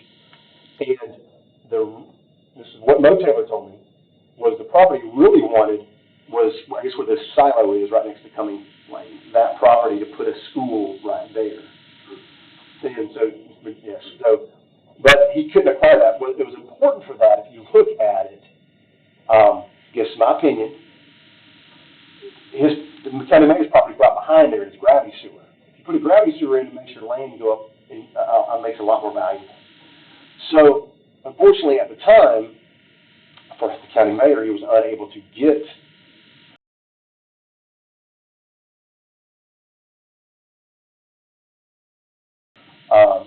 and not White, but who's come and spoke on your behalf and against this. And he's also against what's happening here, so he did reach out to me and let me know that, as well as the Browns, the other two parcels. Contrary to what the public believes, and the public was telling me this as recently as yesterday, they thought that the entire Liberty Creek campus was donated to the county. That's false.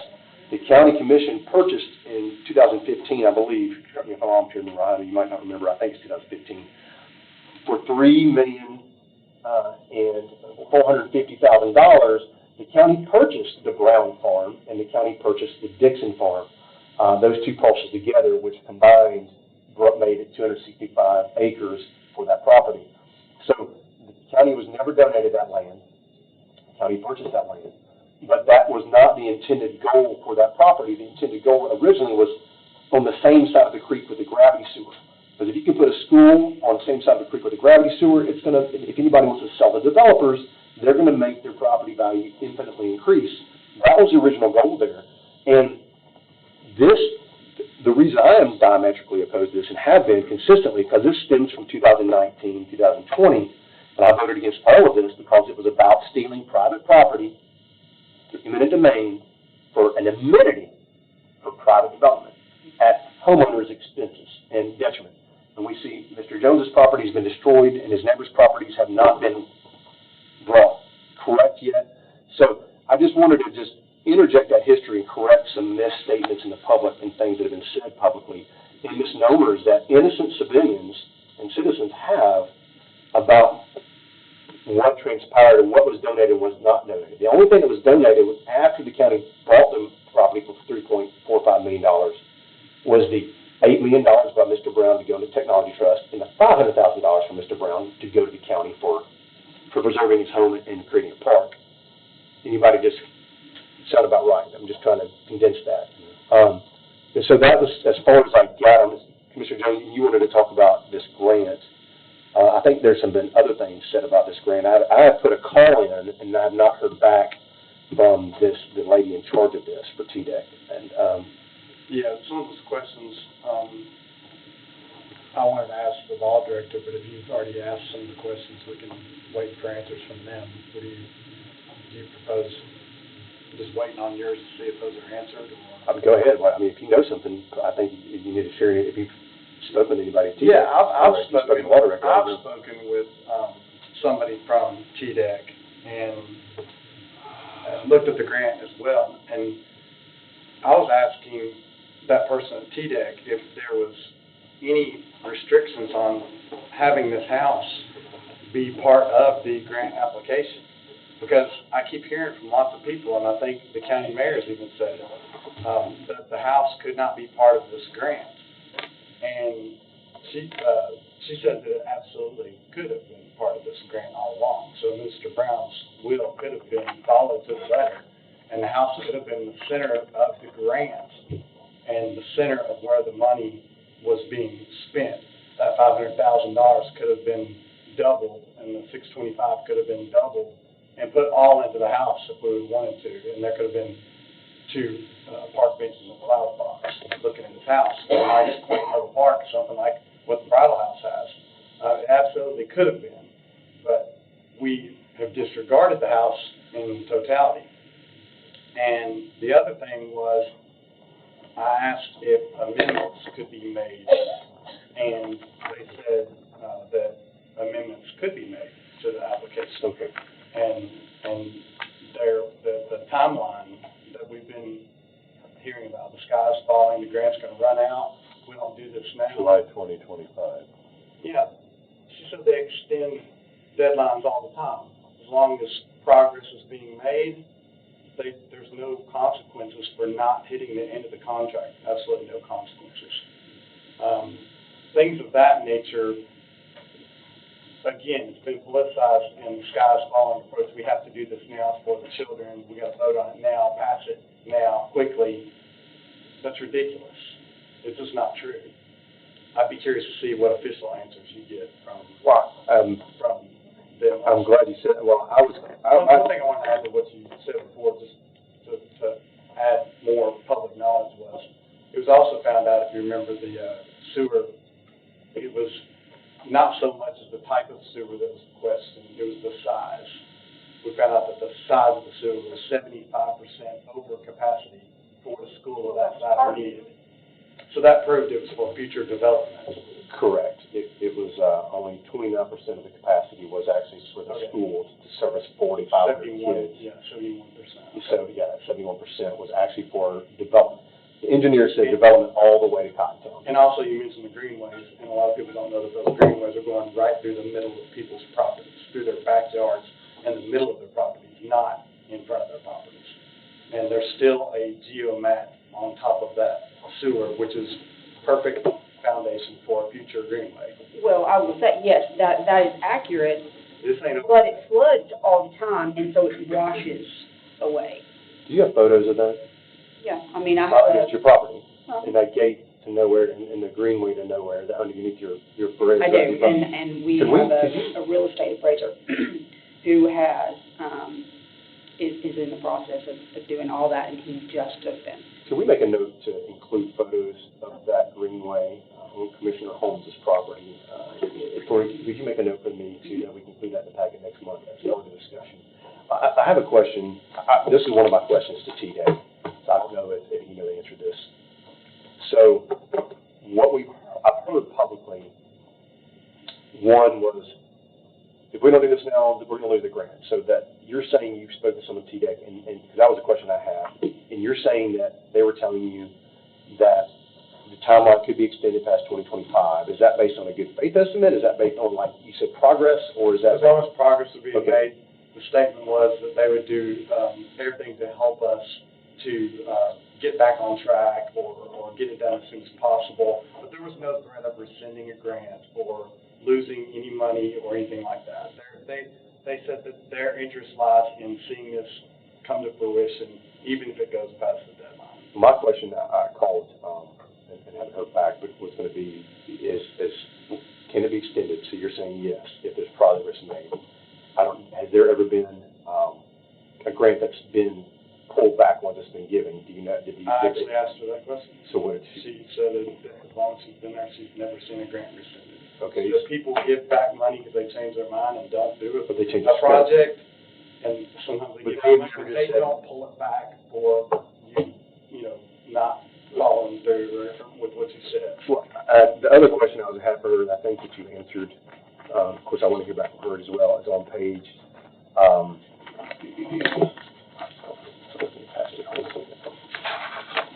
specifically page 30, item C6, says budget line item. It says the grantee may request revisions of grant budget line items by letter, giving full details supporting such request, provided that such revisions do not increase the total grant budget amount. So right now we see a plan that does not include anything for the house as part of this grant. So did you have a chance to ask her, can this plan be modified to ask, like some citizens mentioned things like a pavilion or whatever, or that parking lot, or it's almost $250,000, I think, is a part of this cost, like, if to line item things, if it, Yeah. I mean, I don't know if this house could be fixed for $500,000, where it's going to take $750,000 to fix this house. So I'm reading this as it can be requested, so did you ever ask that? I did. As soon as I asked if the house could have been, I said, was it too late to include it? And she said that amendments are made all the time. She said we are very late in the game on this one, but it would be considered if somebody did request it. Okay. So they just want to keep the value the same. Well, okay, another thing, well, I don't know if you had a chance to answer this question, but I'm going to, this is said in the minutes of the September 21st, 2020 County Commission meeting, because the old commission, they had, committees met like 15 minutes before the full commission. So it was all on the same agenda for the full commission, same, that the commission voted on a committee appointed slate of 7 members, which actually is statutorily incorrect anyway. It was 5 if you did have a Parks Board. But the county commission never created a Parks Board by resolution, therefore, our position didn't exist. But it was asked by Chairman Lathir at the time of the county mayor, Holt, to explain the formation of the committee. And Mayor Holt said this board, a Parks and Recreation Board that was newly supposedly appointed, was a requirement in order to apply for a 50-50 matching TDEC grant. So my question, did you happen to have a chance to ask, this is my question for them, did the TDEC grant, I did not read anything in this TDEC grant that said anything about having to have a Parks Board. Is there anything that requires in state law to get a matching TDEC grant for a park that you have to have a Parks and Recreation Board? Did you ask that question? I actually did. She said the board was a suggestion, but not a requirement. She said lots of counties don't have parks and recreation boards.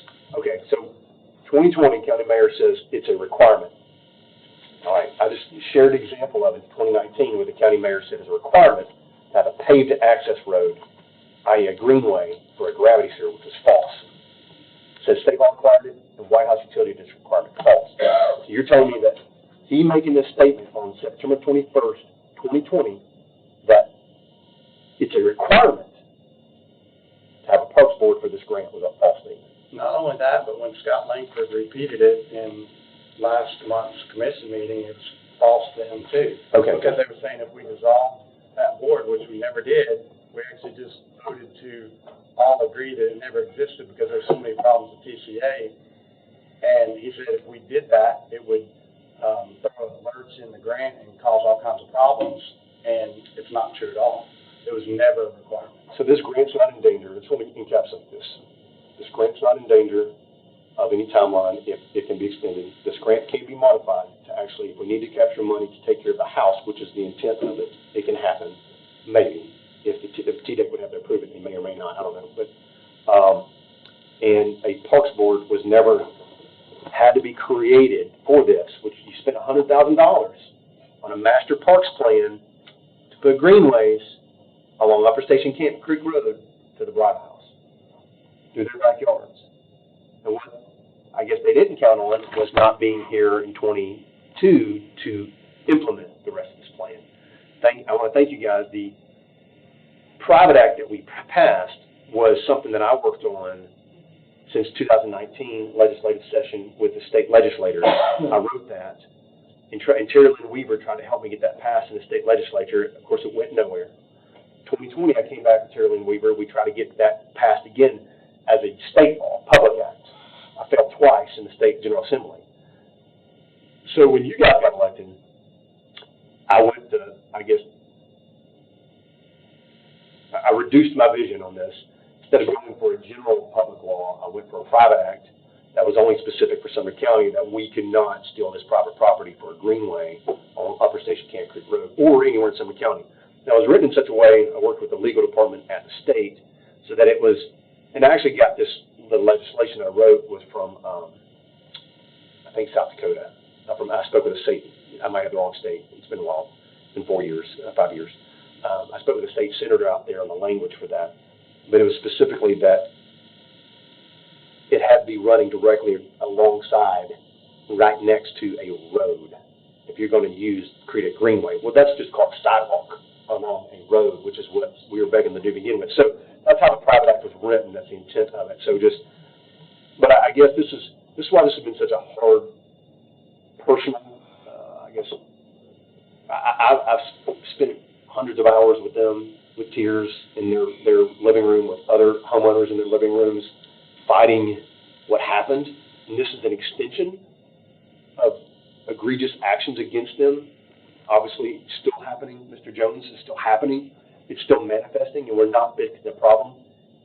And it's difficult to swallow when you're trying to do the right thing, and then people are just saying, you hate kids, or you don't want a cross-country track. I never heard of it. Did I miss, was there a cross-country track in these plans? Did I miss that? Okay, there was no cross-country, is there one? No. On the park plan, there's trails, Did it say cross-country? well, I think the trails are for cross. I thought trails is a walking trail. Yeah. I never would imagine a cross-country track. Yeah, I think that was. So when I hear that a couple weeks ago, and it bothers me, and it bothers the public, it's just, it's sad that type of political gamemanship is being maneuvered for that. Commissioner Millen? I was just gonna say that it worked for the bleachers, and it got a crowd to come in and force that, so why not try it with cross-country at Liberty Creek? I mean, it went from walking trails to now, we're gonna use the kids again, and we're gonna use the parents to get angry because we don't have the correct facilities, but I mean, the Westmoreland children, the Portland children, all these other schools that have nothing. I was told, and I have not been there, but I was told that Westmoreland field, and I think it was another commissioner that said they literally play football in a cow field. So. When I was in Harrisville High School, I practiced in goose poop over Dirt Creek. That's true, my house fault. I'm blaming you for that one. Commissioner Jones.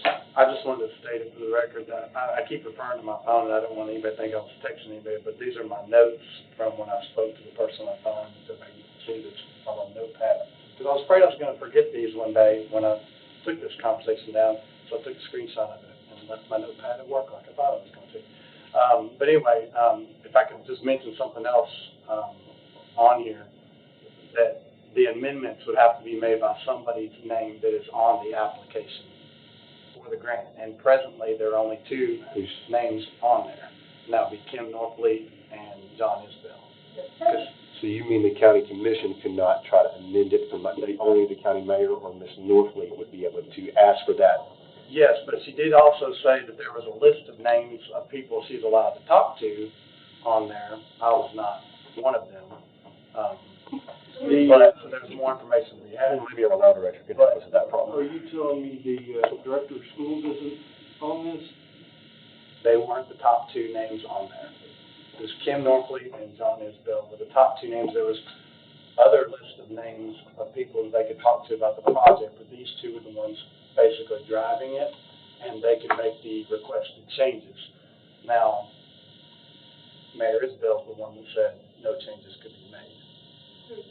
So, well, that's a problem with the grant. Well, the first time that I've seen this grant, I voted against it, but the commission approved this grant in 2020. The grant was not a part of the packet, wasn't a part of the minutes. It was a one-page resolution and a one-page appropriation. This is the first time, thank you, Commissioner Clark, that I've seen this grant ever.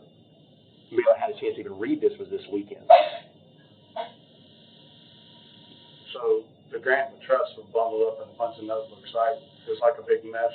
Well, I've gotten them from, I got some stuff from Ms. Northleaf, I got some from our legal office.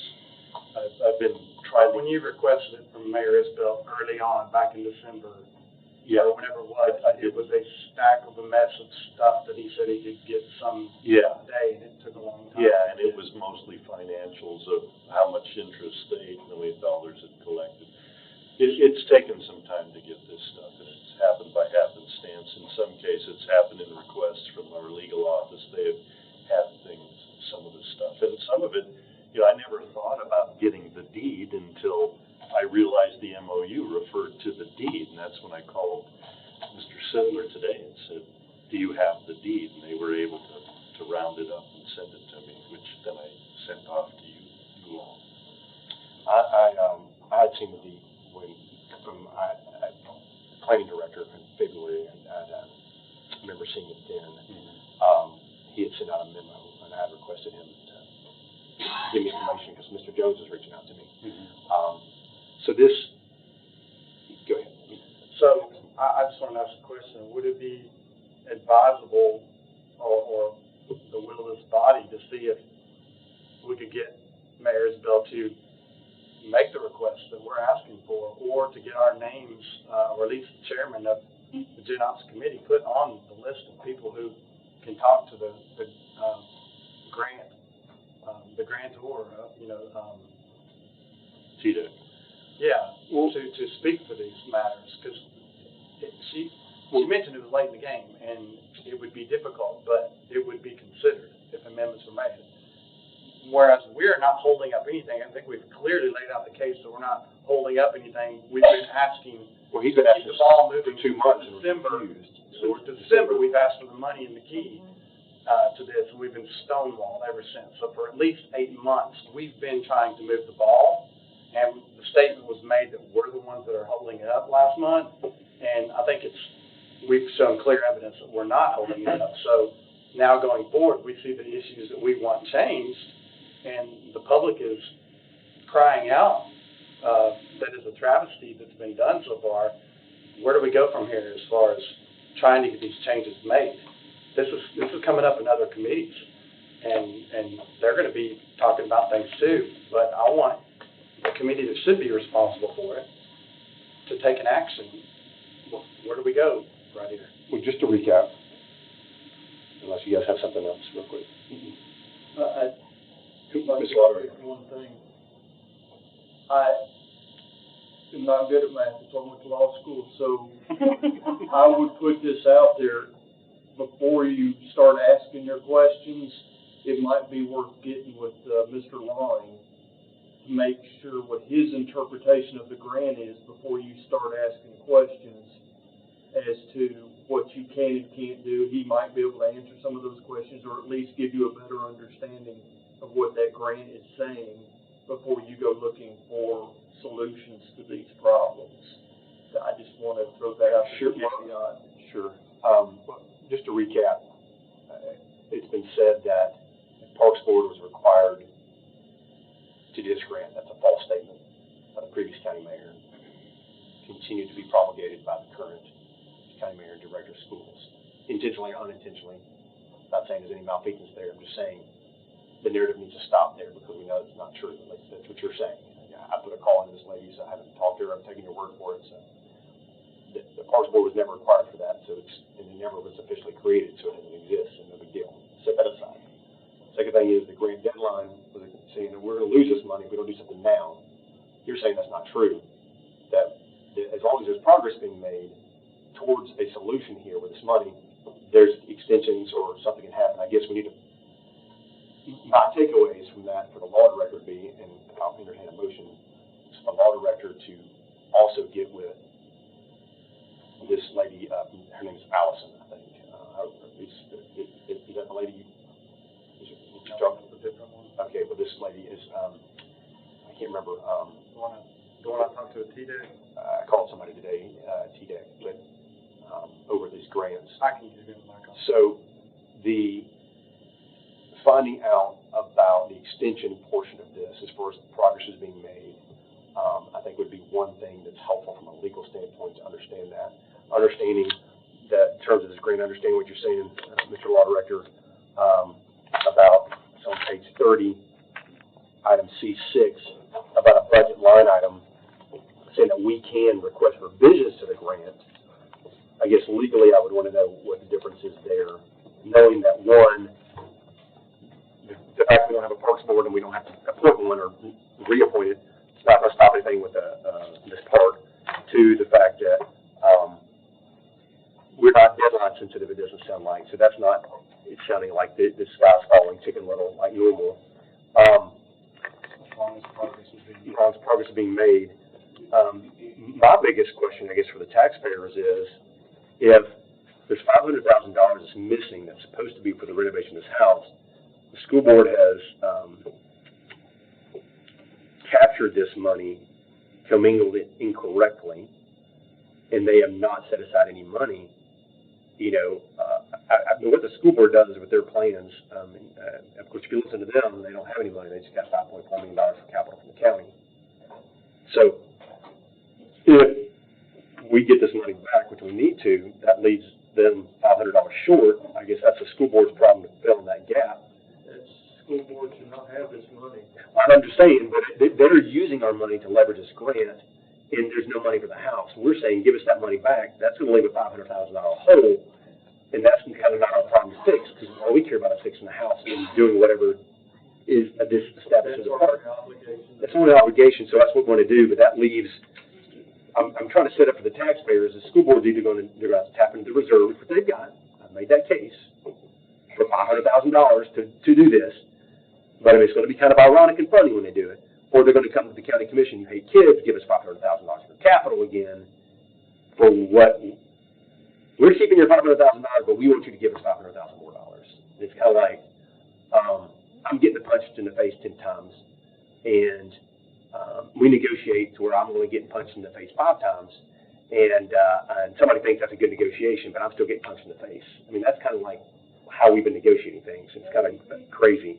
I can see where we're going with this inevitably, that once this grandiose plan the school board has for whatever these pavilions were, which were going to be at the Kohler Barn, there were plans for the same things, I believe, a lot of these at that location, which was not a part of Mr. Brown's wishes or desires or what he talked about with his family members and relatives or talked about here tonight.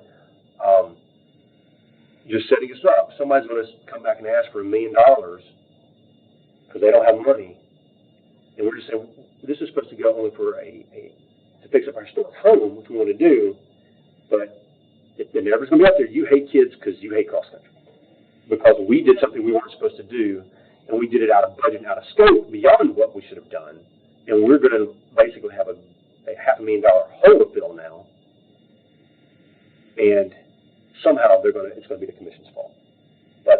I'm just preparing you guys for that. It's unfortunate, but that's, how you win elections, right? Just create false narratives. So, Commissioner Dillon.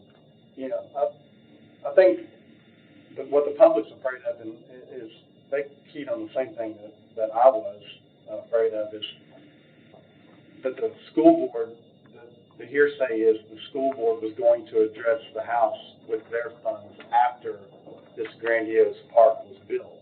That is more extravagant than anything else in the county, built on more than twice the acreage of any school system in the entire county. And if and when that ever happens, isn't soon enough for them. And it's not soon enough for me either, because an old historic house gets in worse and worse shape the more you leave it. A modern day house gets in worse and worse shape the more you leave it on. The plumbing goes to crap, animals, critters live underneath of it and in it, and it's not secured at this point. There's a gaping hole in the front door, and it's got to be done now. So it's not good enough that they're probably going to look at this later. But the other problem I see with that is, if they're looking at using their funding to finish either the park or the house, didn't they just come to us for money because they said that they couldn't spend their reserves down any further than what they were? They just asked us for money 3 weeks ago for stadiums that they wanted to build. And I don't like where this is going. This is going straight towards a tax increase and deficit spending. And as one of the members of the public said, it's the gold standard for all the schools in the county. So we sure are setting our sights high on this park. I think the house has got to be addressed with the current funding and talk about the park later, or build what we can of a park with the same grant funding as the house is getting built. And they Put that in the budget. And they do it in phases afterwards. Do it in phases, you know, leave some park type things in the budget, but on the smaller scale, and the major part of it has to be the house. It has to be. But the funding's gonna have to be the same for TDEC to be okay with it, if they ignore it this late stage. But we have to ask the question. They said we could, we need to ask. I will, I know we're getting a little bit out of bounds here, but you brought up a point. I mean, I don't think that request is going to trigger a property tax increase. However, if you, you look at the greater overall athletic facilities goal of the director of schools, which this is a part of, quote unquote, claiming it. I did ask the finance director, and I read it before the commission. October 2023, he told me that it is not possible for them to achieve their goals without increased revenues. When he said increase, that is tax revenues. This is an 88. It's not possible, and I'm not talking about this part, I'm talking about countywide. It's not possible to achieve the plans for all of these athletic facility upgrades. Never mind facility upgrades to schools that need actual improvements for a learning environment. We're talking about athletic facility upgrades. It is not possible without increased tax revenue. So a tax increase will be coming in order to achieve these goals. So that's my point. We're increasing the footprint of this school system by building it out the way they want. Eventually, but I'm talking about countywide. This is Whether part of it's the free or system. not, that will increase the MOE of the schools. I do have a concern. I was looking through notes from November 6, 2023. Oh, I'm sorry, go ahead. No, go ahead. No, you go ahead. No, this was just a comment, that it blows my mind and it's so frustrating that we sit here month after month going through all of these things and spinning our wheels, trying to make something right that was so easy. Mm-hmm. And that government uses all of us, and makes us feel like we're bad people and we hate kids and we don't like schools, and why wouldn't you want a sewer or greenway going down your property? Why don't you want a big park? Why wouldn't Mr. Brown want that? Well, it was very clear what that man wanted. And they now have a better use for his property than what he said. That is terrible. And everybody should be embarrassed and ashamed of themselves. Period. And that's the bottom line. It is so simple, and we've sat here for 2.5 hours going in a circle, and we are getting nowhere. We're really not. We're talking about maybe we can do this, and maybe we can do that. We got nothing. I mean, eventually, maybe we will. I don't know. It's mind-blowing to me. I think it's been productive. I'll disagree. Just the fact that we're correcting statements that have been falsely made to the public. And okay, that part, yeah. I think it's very important. This is educational, but also uncovering, understand, you know, where we've come from, where we are, where we're going. And so assessing what's happening, what's not happening, what needs to happen. Sure. So, and we can assess all those things, and I agree with that. This is a good thorough assessment. I agree. One thing that I was reading through the notes of this committee from November of 2023, because I was trying to figure out when did you guys start talking about this, being new to this committee. I remember being here in the fall, so I just couldn't. November and December, I think it's November, with the minutes from the November 6, 2023 committee meeting under new business, item A, documentation relating to historic Brown House. County Mayor Isabel gave the history of the Brown House and explained the schools are supposed to remove the bricks, the addition, and preserve the house. Then Law Director Eric Sittler explained it is held in an extensive trust. And then we digress from there, but so I guess yet again a misnomer at that time, because I've been out there at the property, I've looked at the house, inspected it, I've seen the exposed part where there is actually, on the addition they're talking about, there is actually the old logs from, I assume, the 1700s, the 1790s. But I'm just concerned about, that was said at this point, and this is how far back, I guess, the misunderstanding of this has gone. And that was as far back as I could find on that November 6, 2023. That's as far back as it went. So, you know, next steps, obviously, is getting the money. The problem is going to be, and the argument's going to be, I'm sure budget's going to bring it up. I'm sure it's going to, whenever it comes before the commission, if somebody tries to get passed out of budget, comes to September, or it goes to October, And I know I want to keep this on our agenda for October as well. It's not right for it to go on to another committee until we resolve some of these legal issues. Well, the questions come down to these grants. I would entertain somebody making a motion if I'll just kind of explain about these questions we've asked about the grant. Is clarifying extension past July 2025, clarifying the budget line items of being a request or ask the county mayor or Ms. Norfleet. But specifically, I guess, if you could reach out, Mr. Law Director, and find out who are the, beyond Ms. Norfleet and Mayor Isabel, are the ones authorized to make a request of this. Since Commissioner Jones was not able to find out, I'll be privy to that information on his call.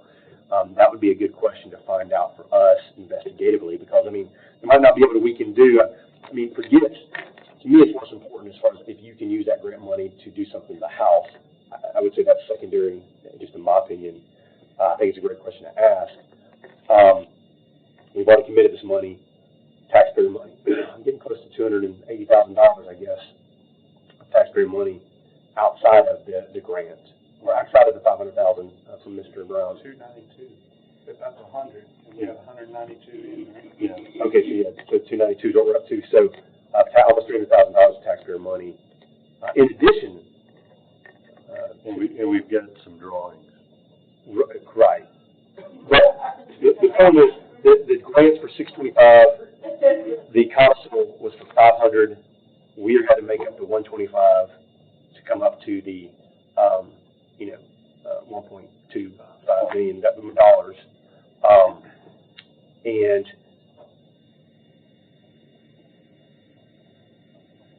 moving this along, because this could go a lot of different ways. Because people are like, well, just give it to all of them. I don't trust the school board to do what's right with this house. I don't. Personally, you heard the citizens say they don't trust the school board. 7 years. In 7 years, they've done nothing to it. So I would never be in favor of like, let's just hand this all over. I think the county needs to obey the wishes of Mr. Brown, and actually we take that money on and we fix up and renovate this house, not the school board, and maintain, I guess, whatever this park is. I understand the school board submitted plans, but there's not enough money. Probably there's not money to do what they want to do and also obey the will and trust right now. So the question is going to become, where's the extra money going to come from if they're refusing and unwilling to scale back?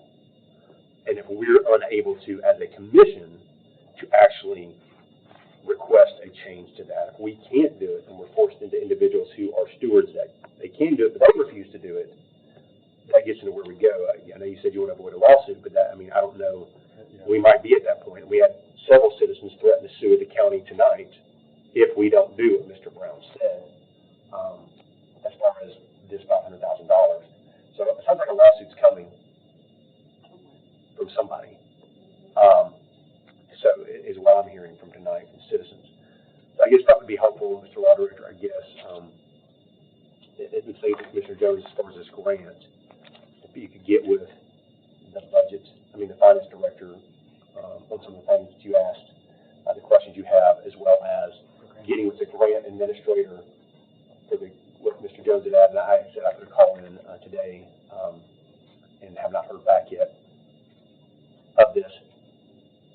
Also, I've emailed you and the finance director twice since last week.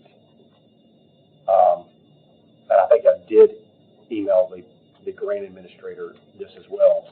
On page 28, item A3, the grantee agrees to comply with the provisions of the Local Parks and Recreation Fund Manual. Item A4, the grantee has been provided a copy of the Local Parks and Recreation Fund Manual. I have not seen that. I do not know what it means or what. David and I talked about that today, as a matter of fact, and we're searching for that, but that's also a good question for me to get with the TA. So I think that would be another. We'll put it back on the grant writer. Presumably the grant writer would have that if it's a requirement of the submission and in compliance with said grant. So as a grant writer, that's Ms. Norsley. And she was recently moved to the finance director's office, so that should be easy. I understand that's in flux, but. Oh, okay. but the commission voted for that to happen, so for oversight. And so I guess that's, we might understand the finance director, but is there a motion to all that I said, or somebody? Second. A motion by Commissioner Miller, a second by Commissioner Jones. Any discussion? Commissioner Clark? No. Go ahead. Commissioner Moss? You sure? We got a couple more hours.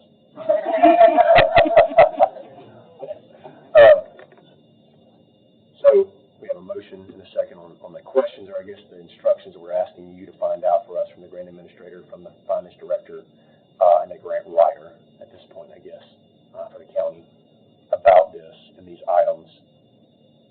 Discovering the new information that we're not under a timeline, like we've said, things that we said we can't do with this, we can do possibly, and the things that said we had to do, we don't have to do. So, appreciate the discussion. Any other questions on this? I'll say one more thing. Commissioner Miller? The longer that house sits, every single day that house sits, it's getting worse. It's going to cost more and more and more money. That's just common sense. So. It's been 7 years. It's been 7 years. Let's not wait another day. Let's do what's right.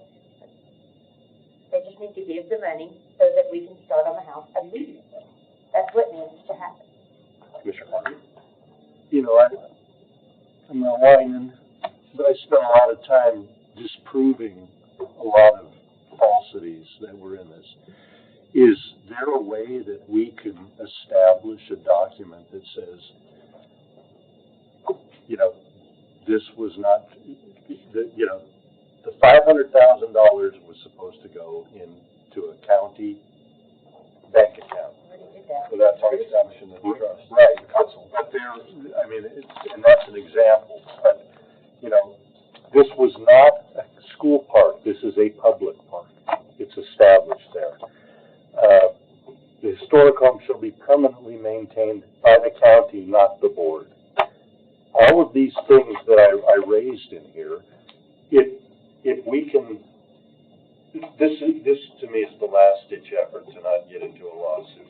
If we take the truths that are in this document and present them to the two trustees, is there a possibility that they would say, you know what, you're right, this is indefensible, and here's your $500,000. Is it even worth a shot? You're right, they did refuse, or Mayor Isbell did refuse. If I may, I gave both of my points via email to both the mayor and that's in his packet, school if I'm not director. mistaken. It could be, but I gave a very detailed itemization. Basically, we're not in compliance with the first part of the codicil at all. Read the codicil, and that's what it'll take. But I went line by line. Yeah. Okay, and so it's fruitless. Okay. All right, I'm ready to vote. But I would be willing to sit down with the mayor and the director of schools. I would too. To do what you suggested. I am willing. I don't think it's fruitless, but I am willing. All right, any more discussion? I just want to say one thing, just to clarify. I think this body works very hard against the odds, and what I really meant, and, you know, just kind of a plain old person who'd rather be at my house. Is that we haven't gotten anywhere because we spend all of our time trying to figure out what we were lied to about and the misinformation and what it is. So we spend all of our time uncovering what somebody just assumed no one was going to figure out and we're all going to get done. Right. So that's really what I meant, not that we've sat here and done nothing. That's not what I meant. But, you know, but that was what I said, so sorry. But that's my clarification on that, not that, but that's what we do. We spend all of our time, hours, sitting here uncovering and trying to figure out who lied to us, when they lied to us, and how they figured that they weren't going to get caught lying to us. Us meaning us, and us meaning the citizens of this county. So that's my clarification. So sorry. Any further discussion? I would entertain you sending Mayor Isbell as the new chair, and that we get together with the two trustees or whoever they see fit, and you might want to include Mr. Hyde, Mr. Sip, Mr. Lawing, and try from your angle as the new chairman, and I'm behind you 100%. I'd be happy to sit down and discuss all of these things to avoid a lawsuit if it's possible. Well, the Eagles did tour again. Can help you. Can we vote? Make an amendment.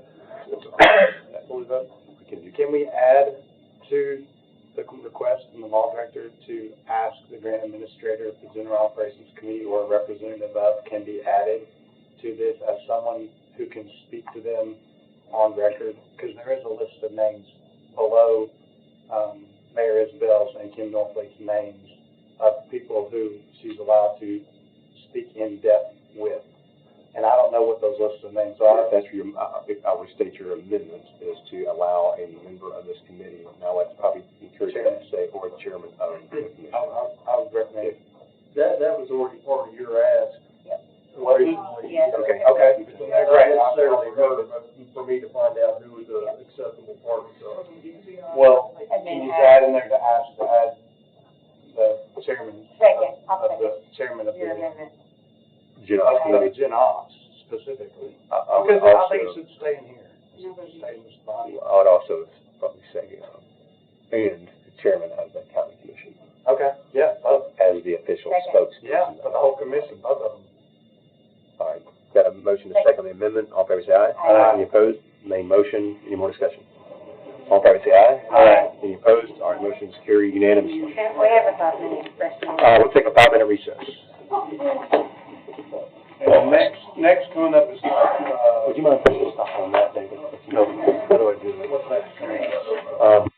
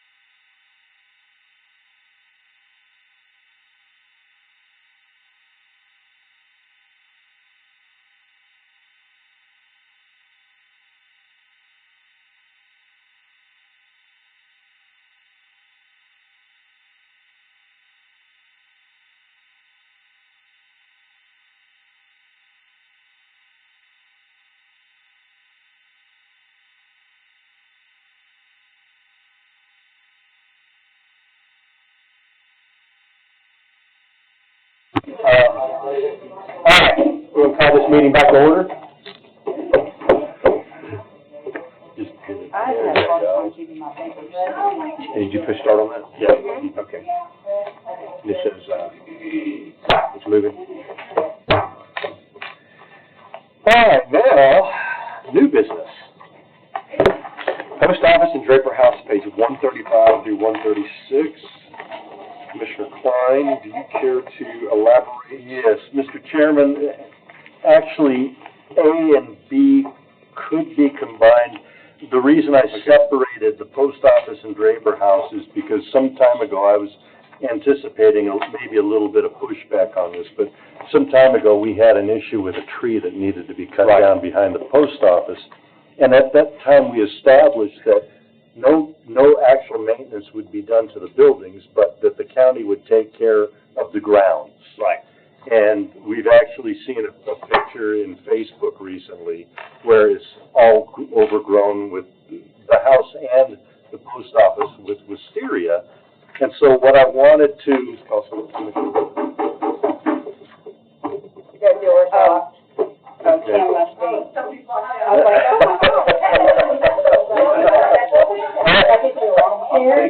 I'm like, oh God, I've got a machine gun, everybody knows. That was the time, Commissioner Jones volunteered to do that. No, I was going to say, it's falling apart because Commissioner Moss is retired. I said that earlier. It's your fault, Terry. I know what I want to come back. told that tomorrow he's gotta come back. So you were saying... So what I was saying was, the post office and the Draper House are just a couple of the buildings that are not being properly maintained in the county, and I wanted to, we have pictures of, The door to the public building is locked. So. we have pictures in the packet of the Brown House, which we know is not being properly maintained. Correct, it's pretty bad. Yeah, we have, pictures of the post office and the Draper House. I also included here the courthouse, and then the Children Are People building. And on that same piece of property is this house that really needs to be demolished. All the Children Are People property. Yeah, it's on the same property. It's a little bit to the east. And so this was going to be an appeal to the mayor to take care of the properties. I mean, we have the bridal house, it looks beautiful. And then across the street, we've got the post office and the Draper House that look horrible. And it seems to me we must have the same groundskeepers doing both jobs. Maybe Commissioner Moss can address that, but I think we should be taking care of all of our properties. Commissioner Moss, got anything to add to that? Okay, I think the jail are the ones that's keeping the land mowed, Okay. Inmates, yeah. Okay, well, then they could probably cut back the wisteria and the other vines that are... Well, since the mayor's not here, how about we keep items A and B and move those to old business? Okay. And then we can include these photos that weren't in the packet. You make sure that Jennifer gets these photos to include, as part of the minutes. Yeah. Commissioner Jones. Can I ask a question on what Commissioner Moss stated? I think We he's have right. further discussion. Well, I thought the item was going to do Discuss another, right? Commissioner, Make a motion that we put discussion. Second. obviously, favor side. Any opposed? All right. Sorry, I thought the item was discuss another. I started this out by asking what this was. So my question is, what he said, I think it's true that the jail is doing the maintenance, but who directs them as far as how much maintenance to do, or how much groundskeeping to do, like how good of a job to do, or you just cut the grass, don't cut the vines, don't cut the bushes? You asking me that question? Yeah, I'm asking you. Okay, so Commissioner Moss, do you know the question that answer that question?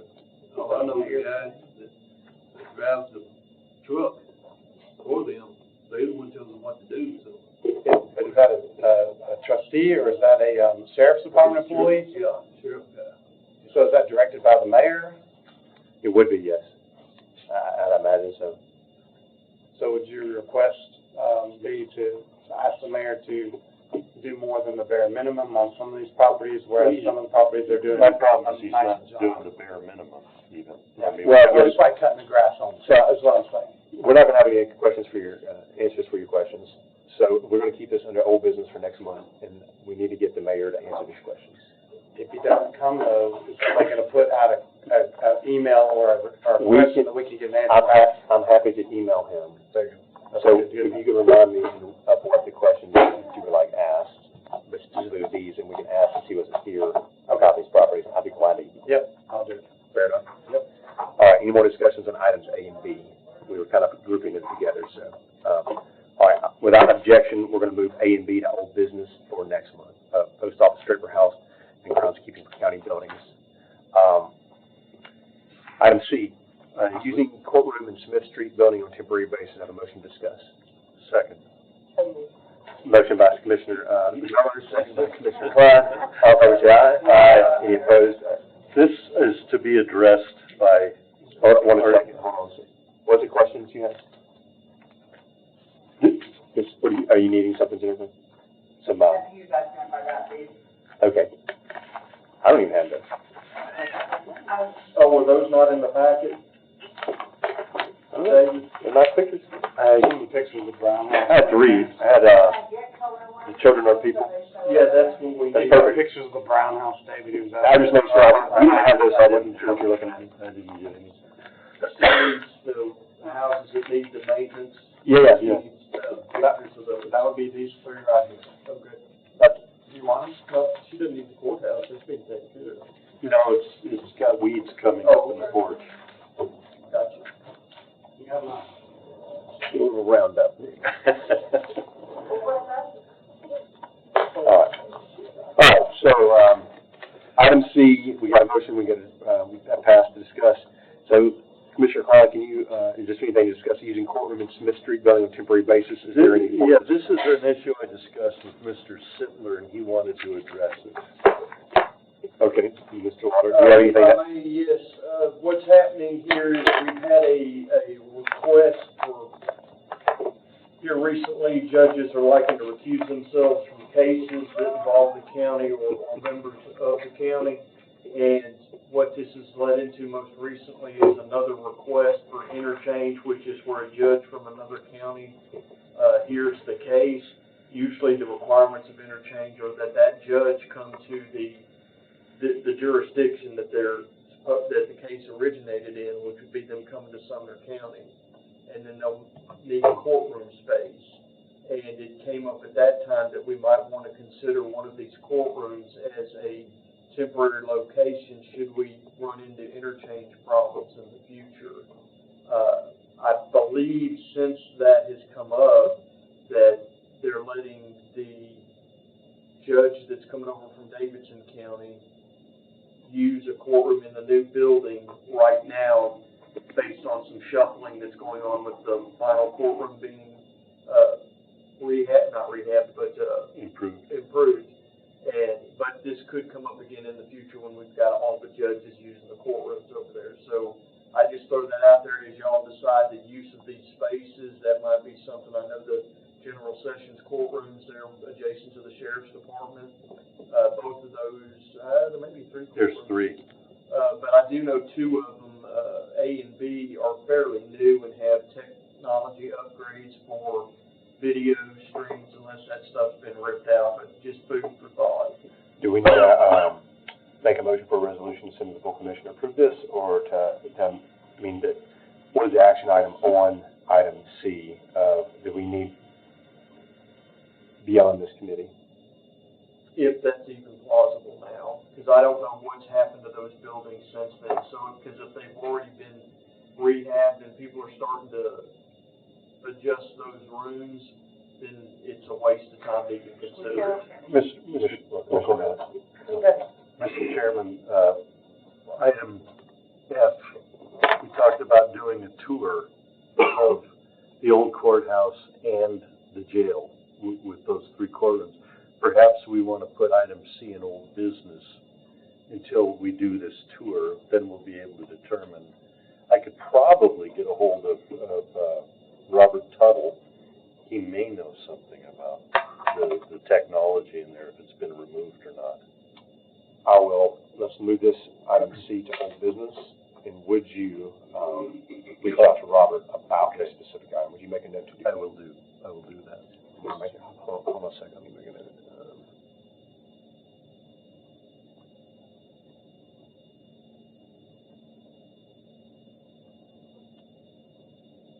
You're gonna contact him, ask him what kind of IT situation is there.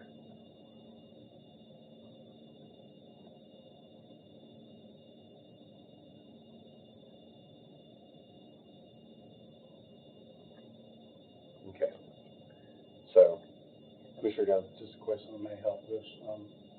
Thought we may ask Commissioner Moss if he may know anything about it, being on that maintenance crew, maybe. what's your question? If he's been in that, courtroom to see if any He retired in June, so he wouldn't know anything. So, no. Well, I don't know previously if they were doing anything or had been working in there or something prior to your retirement, don't know. All right, we'll keep this old business. Item D, discuss new meeting time at 6:30 PM. Motion by Commissioner Miller, seconded by Commissioner Holmes. All in favor, say aye. Aye. Opposed? Our new meeting time moving forward will be 6:30 PM.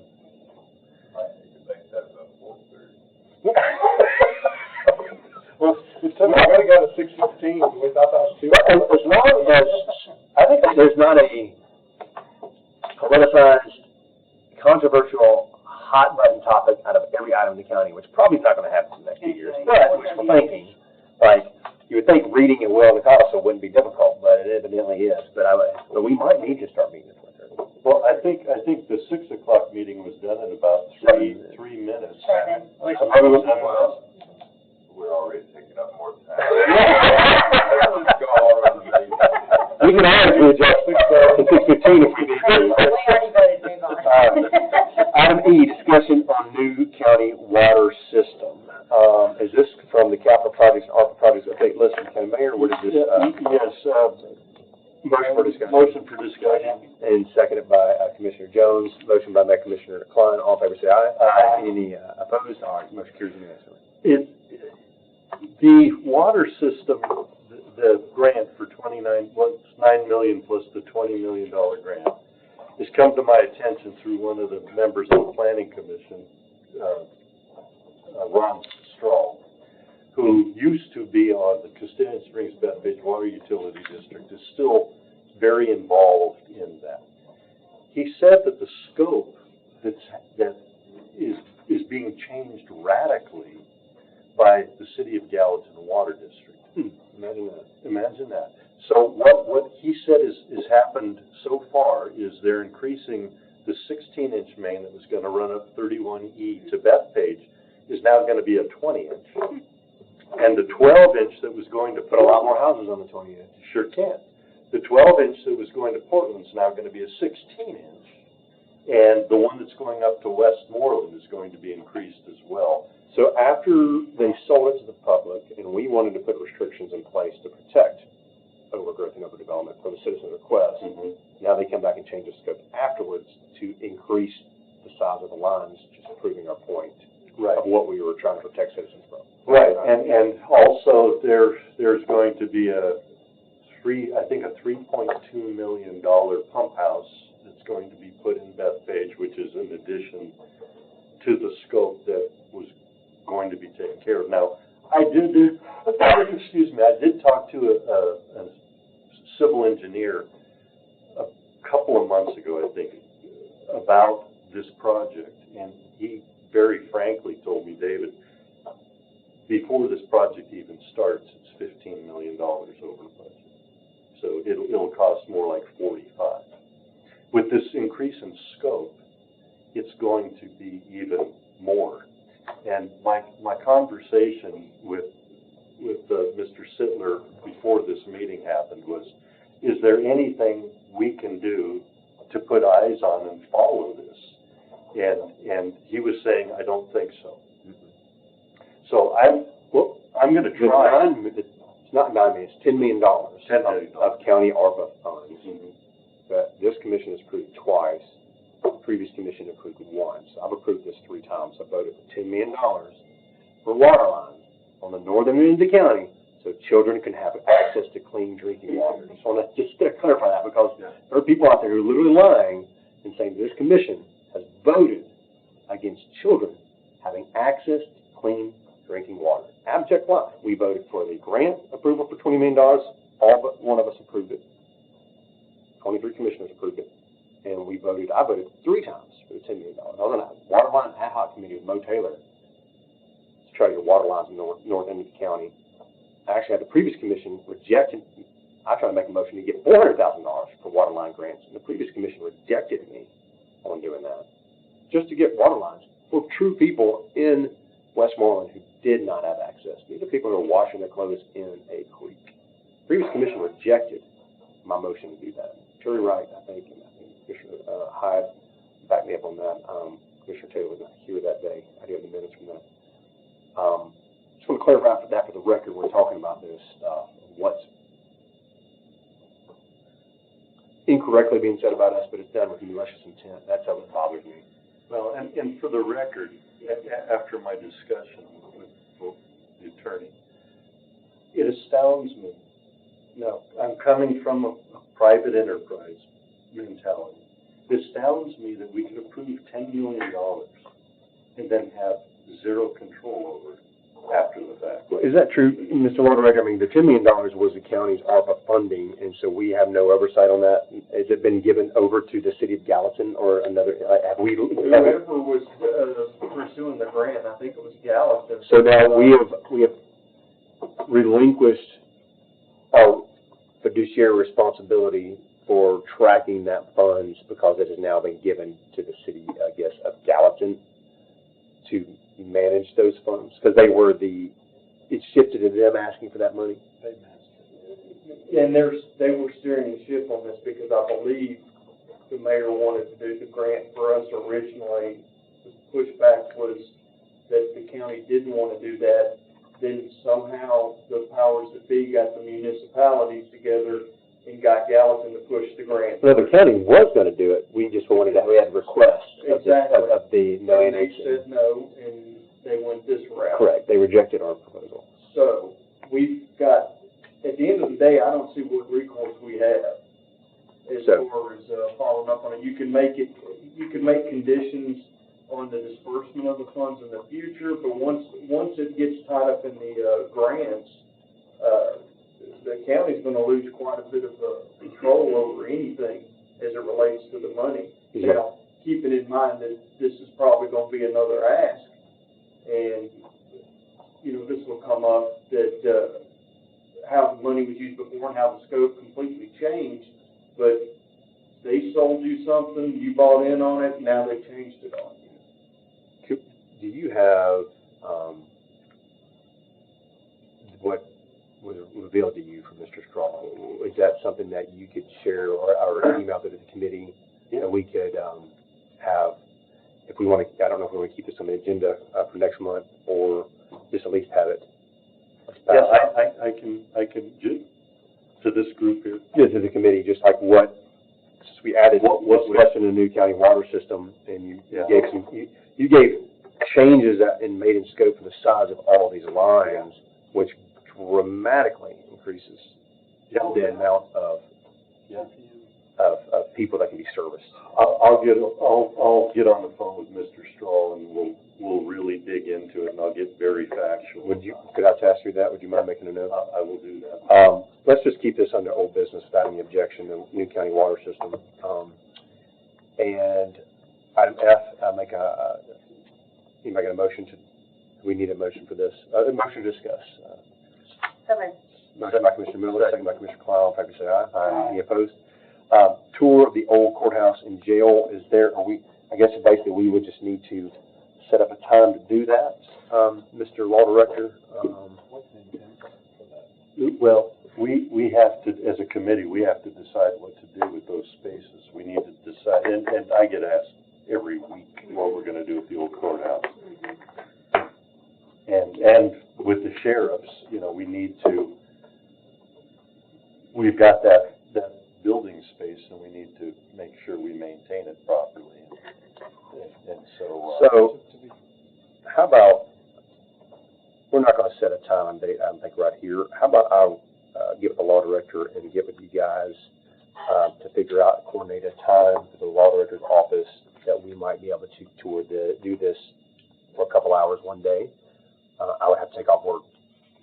zones would have to take off work for this.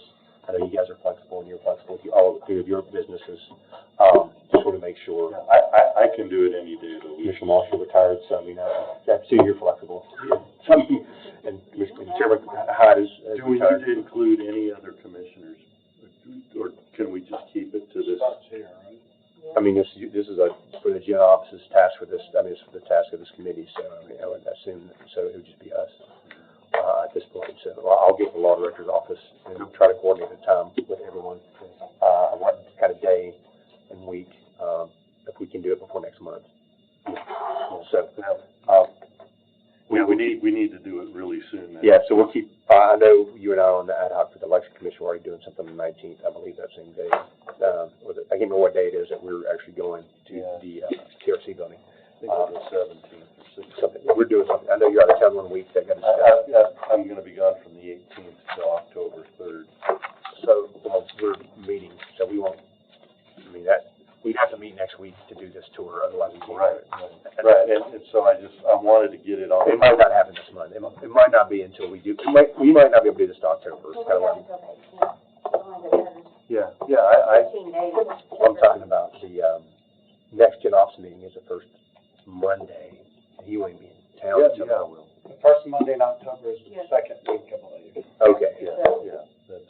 All right, I'll get with On Tuesday. we'll make the whole business, and I'll get with the law director's office on this, so. Go ahead. Before we go back into session, I wanted to. Or we're in session, it's under discussion. Oh, okay.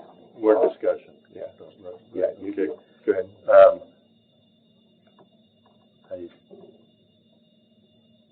Mr. Sittler, we talked about something that you thought I should bring up, and I just had it in my head, and you.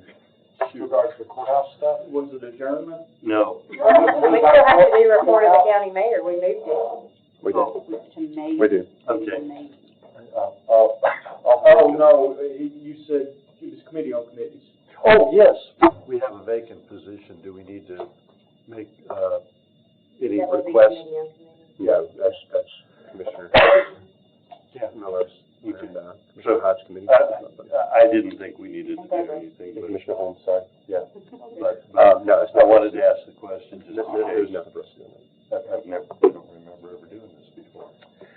All right, new business, we did move that as far as, the roof and parapets of the archive building, storm drain of Franklin Street update on bid documents, obviously, in the, power station camp. Do you have anything to add, Commissioner Klein, on the roof and parapets of archive building? Otherwise, we'll just keep it. The mayor responded to those in his report, so, no, I don't have really anything to add. All right, one more motion. What, Oh, Chairman Hyde. I would like for us to put on an agenda in the near future, to at least talk about or see if we want to do anything about spaces in the parking lot being reserved. Oh, yeah, we talked about that before. Is that for? I'm not really one to be punitive toward anyone or critical, but when I was director of school or superintendent, I didn't have a reserved parking place. And occasionally I would come in and someone parked where I usually park, well, that's fine, you know, the citizen ought to have the priority on where they park, and it's not a big deal, it really isn't a big deal, but where will it end if we start reserving parking spaces out here for people? I think people that come here to do county business ought to have spaces available to them. No big deal. If you don't want to talk about it, that would be fine, but I think we're in the future, and really, since we have property under our supervision, I think if anything like that's done, it should be coming through this.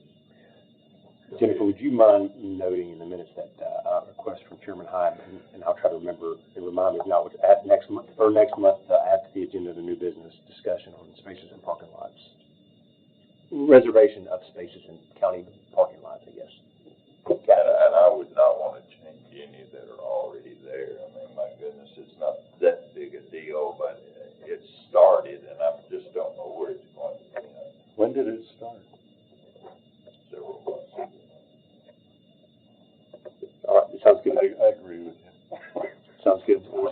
people to know what I'm driving, so.